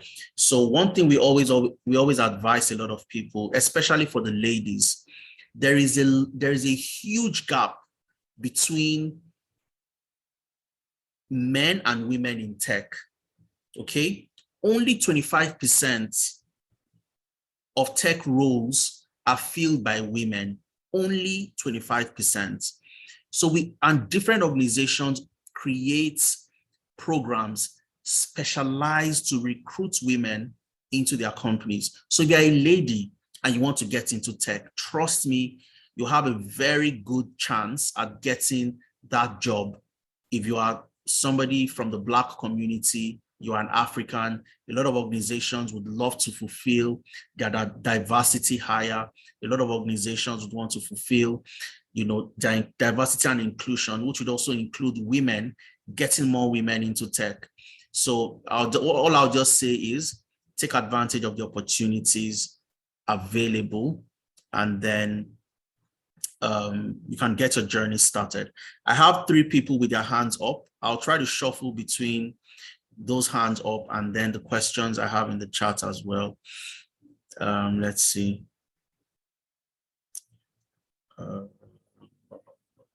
Okay. All right. So let me take a question from Chizuroke. Chizuroke, I've asked you to unmute yourself. You can unmute yourself and ask a question. Let's hear from you. Hello, Baba Adays. I know you don't remember me. It's Ferdinand. Of course, I remember you, Ferdinand. Ferdinand, please leave the Chizuroke. It's okay. I was also an alumni in Analytics, so I like to find out. So someone like me that is trying to optimize my system, for a while I went off, not because I'm not interested, but I wanted to learn how to do some small startups in Nigeria, but it looks like Nigeria is not Nigeria again. Sorry, can you hear Ferdinand? I'm struggling to hear you. Ferdinand, I think you're using your earpiece, so you might want to take out your earpiece and just speak directly to the speaker. Is it better now? Oh, fantastic, yes. Okay. Take out the earpiece, just take it out. Don't use the earpiece. It's completely out now. Okay, it's better now. Out of the system because I wanted to learn how to build a business on my own. So I'm still an alumni. So I want to see how I can come back into the system, but this time get the opportunity to work probably remotely while I'm in Nigeria here. So someone like me now, what are my options? You have unfettered access to us, Ferdinand. So all you need, just send us a message. All right, you can send us a message to any of these numbers you have on my screen, and I'm sure you have my personal number as well, Ferdinand. All right, but just send us a message to any of these numbers, and somebody would respond to you. Okay, and let's have a conversation and see where you'd like to, make some adjustments or make some upgrades and get back into the industry. So just send us a message, or you can also send us an email. I think we have our email somewhere at the end of the slide. Okay, so you can send us an email, info@tenalytics.io or ibrahim@tenalytics.io, and then somebody would respond to you and get you up to speed. Or you can simply just send us a WhatsApp message, and one of our customer success associates would get you up to speed as well to any of these numbers. Okay. All right, Ferdinand. Thank you so much. You're welcome. Okay, I think good to hear from you again, Ferdinand. Let me see. Lucky. So Lucky, I've asked you to unmute yourself. Please go ahead, Lucky, and ask a question.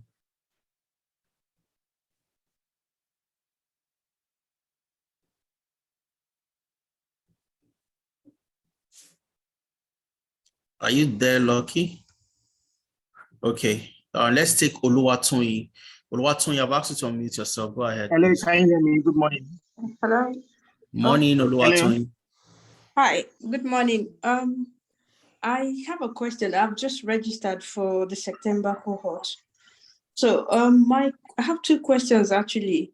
First, I've been working as an HR person for the past 10 years and I'm based in the UK. My question is, if I'm switching to HR analytics, do I, after the training, is there a need for certification? And apart from that, earlier on, you said something about how you usually advise everyone once the training starts to apply for jobs. Yes. And because I work in HR, I'm usually particular about CVs.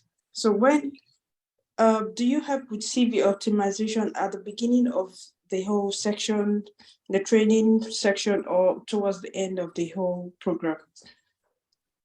All right, very good question, Oluwatoyin. So first of all, you have your CV review session within the first 3 weeks of joining the training program, all right? So within the first month of joining, you would have completed everything related to Excel, your problem relating to Excel, your problem solving, your Excel classes, you would have completed that within the first month, okay? And within that space as well, you'd have also optimized your CV and your LinkedIn. So at that point, you start to apply to jobs. Okay. So of course, for somebody in HR, that's also a very pertinent area that I think will be very critical for you to look at. And we get that done before you start to apply to jobs within the very first month. So you don't have to wait till the end to apply to jobs, okay? Because it doesn't make sense anyways. Victor, for example, if I piggyback to Victor's story, like for those that were on the Twitter space, they would have gotten to hear from Victor. Victor is a people operations analyst. All Victor's assessment was also 100% Excel. 100% what? Excel. Victor joined the program October 2022. Was it October? October 2022, he joined. He joined in October. By December, he got this job. The job he's the current job he's doing now, people operations, he got it in December and he joined in October. So he did not wait till the end of the program. Immediately he was done with his Excel. He had his CV done. He immediately started to apply because that's what would push you and ensure you start to apply to jobs. The moment you see your own contemporaries, people in class with you, coming to the mentorship sessions to talk about their interviews, to talk about the offers they have received, that's enough motivation for you to apply to jobs. All right. So to answer your question, Oluwatoyin, within the space of 1 month, you would have completed your problem solving, completed your Excel, and you'd have had your CV reviewed. Not just reviewed to capture Excel, it would capture some of the concepts you'd also be learning in the next few weeks after completing your Excel. So you have a robust CV, you can throw it out there and start to apply to jobs. And because you know how to tailor your CV, you are more efficient and more strategic when you apply to roles. And that increases your the opportunity for you to get a job and land a role eventually. I hope that answers your question, Oluwatoyin. Okay. And you talked about certification, and I want to also talk about this, all right? Now, when it comes to analytics, there is no industry recognized certification. People ask the question, and I understand it's simply because of where we come from, where certificate is everything. Nobody wants to know where you studied. Nobody wants to know if you have a master's, if you have a bachelor's, if you have a PhD. You will be assessed. You'll be given a data set. Victor was given a data set and he was told to analyze the data, HR data. He was given and told to analyze the data, build a dashboard, and give a presentation on what he had built. That's the same way you'd get a case study to work on. No matter what you have done in the past, if you studied in Harvard and you cannot solve that case study, and somebody who studied the University of Lagos, that person will get the job over the person who studied in Harvard. So where you studied, how you studied, the person who has the ability to showcase and prove that he or she can do the job, they have the skill to actually solve problems, come up with the recommendations, give a very good presentation during the interview session, would ace that assessment and move to the next stage. All right. So it's a heavily skill-based career path and has there is no industry recognized certification when it comes to analytics. Okay. What you can also do to have clarity in that aspect is just do a search, HR analyst, HR analytics professional, all right? And look for the requirements to get a job as a HR analytics professional. And that'll give you insights into the requirements.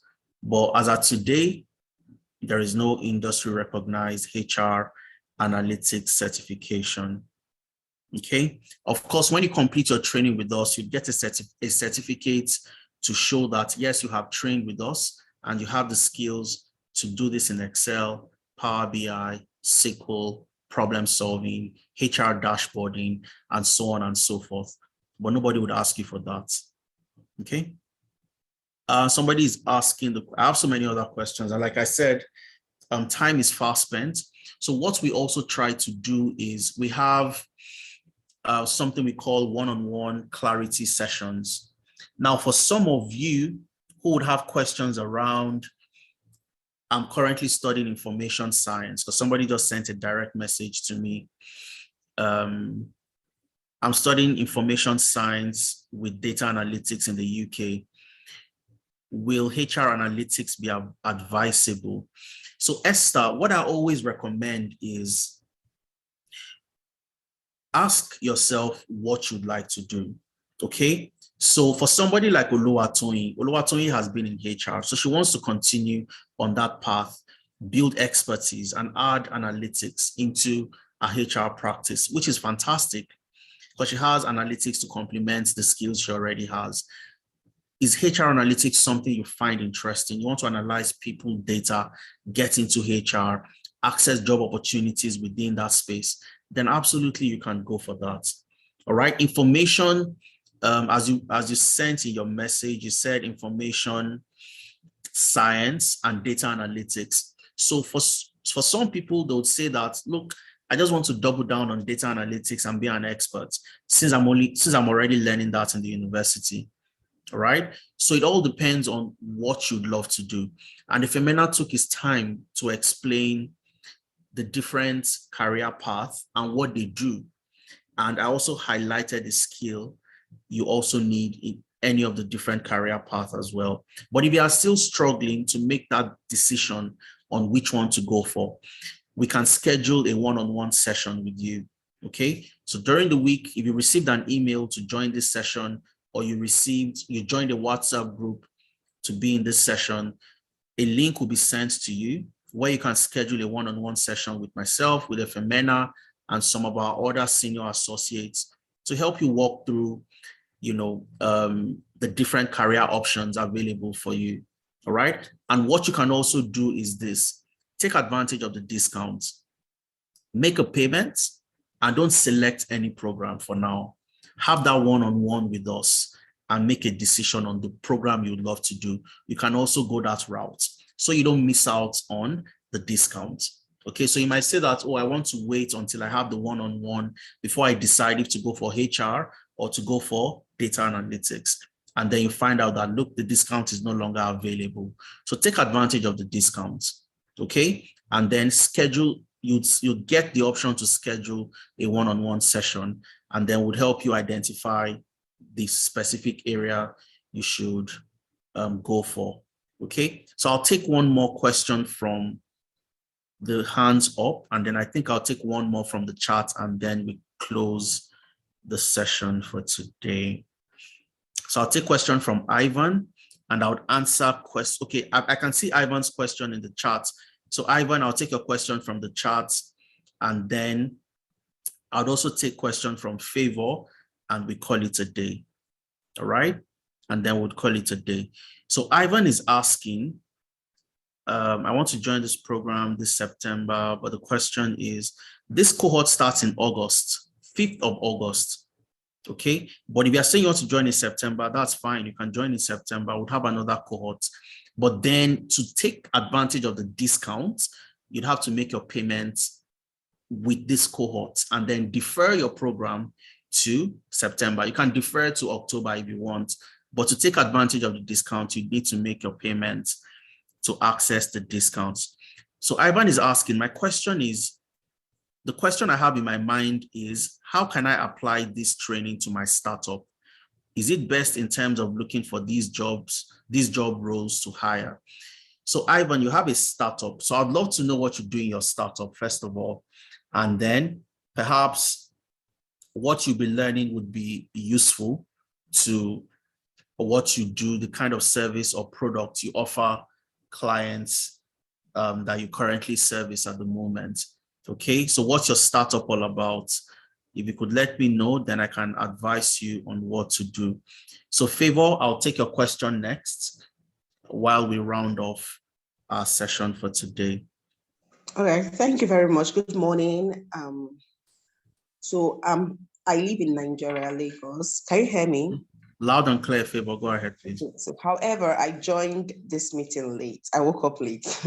So Okay. My question is this. I've been an early years practitioner. That is, I work with toddlers in school.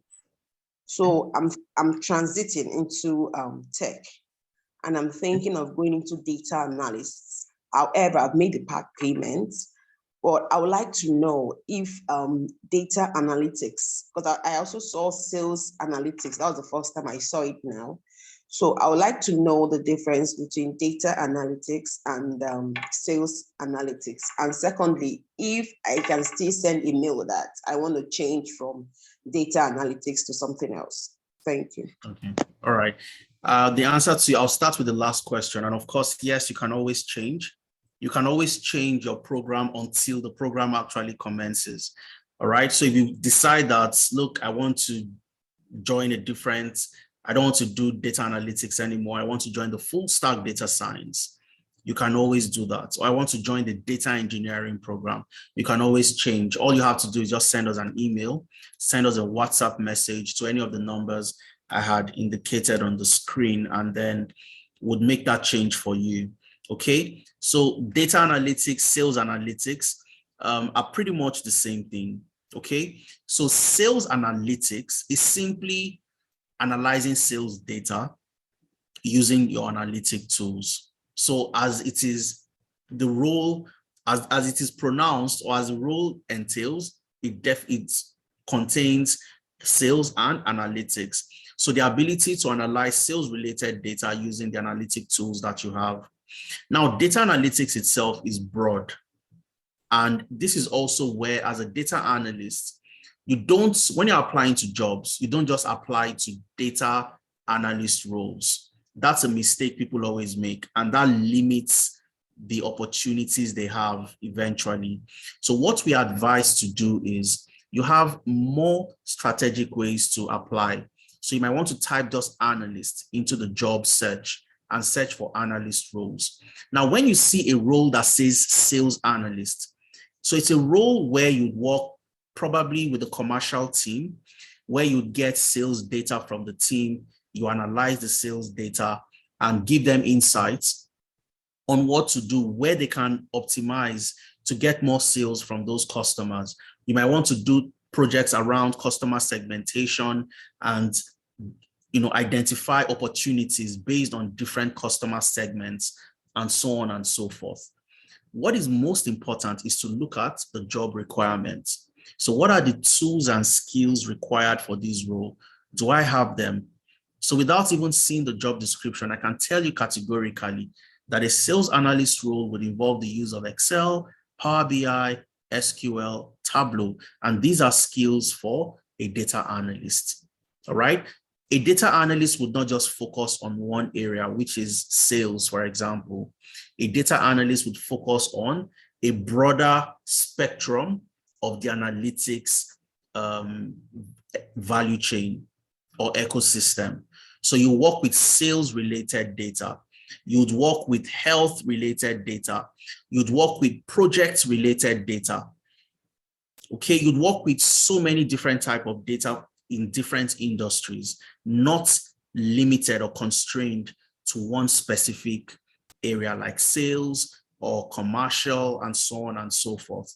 So saying sales is just telling you that this is an analytics role, a data analyst role, but it narrows down to what? Sales. So you're going to work with the commercial team, and a team similar to that in that company.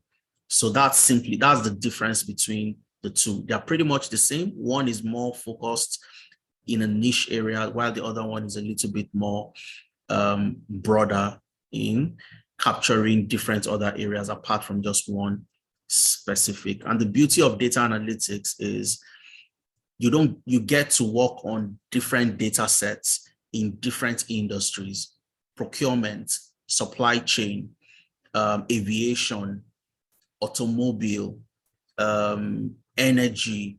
So you work with different data in different industries, and that gives you very good understanding of how a data analyst would work in different capacity.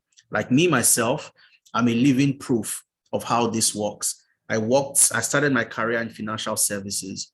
I moved to energy, educational technology, automobile, and sports. Okay. So as a data analyst, you'd work with data in all these different industries. A role could say sports analyst. A role could say energy analyst. But what I'm simply doing is data analytics, but limiting it to a specific area within that industry. All right. So like I said, I think we'd call it a day at this point because of time. The recording will be sent to everybody who joined the session today. If you joined on WhatsApp, you'd get the recording sent to your WhatsApp groups. If you got an email from us to join, you'd get the recording sent to your email, including the slides and all the other materials. And for those who have taken advantage of the discount, you'd also get your welcome kits on Monday, first thing on Monday morning. The welcome kit contains everything related to the program. And for people asking, oh, will I still be a part? How do I know I'm still a part of the discount? Now, what I always advise people to do, now, because the discount itself is limited to a particular masterclass, which is this masterclass. And we have the different programs, 7 of them, 20 for each program. Go ahead and make your payments, and then you're likely going to be a part of the first 20 to make payments for that particular program and get access to the discount as well. If you also send a message to any of these numbers, just to be doubly sure before you make your payment, you can go ahead and do that, and somebody would respond to you. Or you can send us an email to any of the emails you've gotten an email from. Somebody would also respond to you and give you directions on what to do. If I don't know if you want to say anything before we call it a day at this point. Somebody's saying educational background. You don't need any educational background. I think I've emphasized that. You don't need one. I studied industrial chemistry. It's not related to tech. Femena studied economics. I mentioned that earlier. It's not related to tech. Some of the best analysts we've seen, the best data analysts and data scientists, study psychology. We've had medical doctors. We've had lawyers. We've had farmers, bakers in our program, and they've done phenomenally well. So educational background is not required to get into tech, because all you need is to learn the skills to make the transition. Ife? All right, so I know it's pretty late for majority of the guys on the call, guys in Nigeria, guys in across Africa essentially. So and even guys in the UK. So what we're going to do is we're still going to have one-on-one sessions. So I know quite a number of you have, a lot of questions, burning questions you would like to ask. Do I need education? Do I need this? Do I need that? What do I need to get started? You've heard all the things you need to hear, and you have, burning questions. So we'll still have one-on-one sessions with you guys where we'll be taking your questions and giving you tailored answers to suit these your questions. All right, to suit your own peculiar needs and wants and all that. So please don't if you're on the WhatsApp group, please just look out for it. We'll be scheduling one-on-one calls to help you navigate your role, your way into the tech role, into the tech job market, essentially. All right. So all I would say is there are so much opportunities in you transitioning into tech. And one key thing is you are not just a tech talent. It's not just you learning the tech skill. It's a global skill. All right. It's an opportunity for you to for people that are looking to, establish themselves in tech, essentially, this is what we are trying to develop. This is what we're trying to do for you people. All right. So look out for the one-on-one calls. Let's have a conversation. Let's see how we can get started. Thank you very much, guys. Thank you very much. Have a wonderful evening. For those of you where it's still evening in Canada, in the US, if you're in the UK, if you're in Nigeria, it's very early into the morning. Wish you a wonderful Sunday and a wonderful week ahead. Ivan, Lucky, Ayo, I'm not sure we're able to take your questions, but we'd love to see you during the one-on-one sessions. And for so many of you that have sent questions in the chat as well, we haven't been able to answer all the questions, and that's because of time. We'd also love to see you during the one-on-one sessions to take more questions from you and give a tailored approach like Femena mentioned. So thank you very much, guys, for joining. For us, it's always very important that we walk you through the steps. You understand the different career path, and also understand that, look, it's time for Africans and people of the Black community to start to make this transition and getting into these critical roles The opportunities are there, they are available. And for some of you that will not join today, you might not join today, you might not join this month or next month.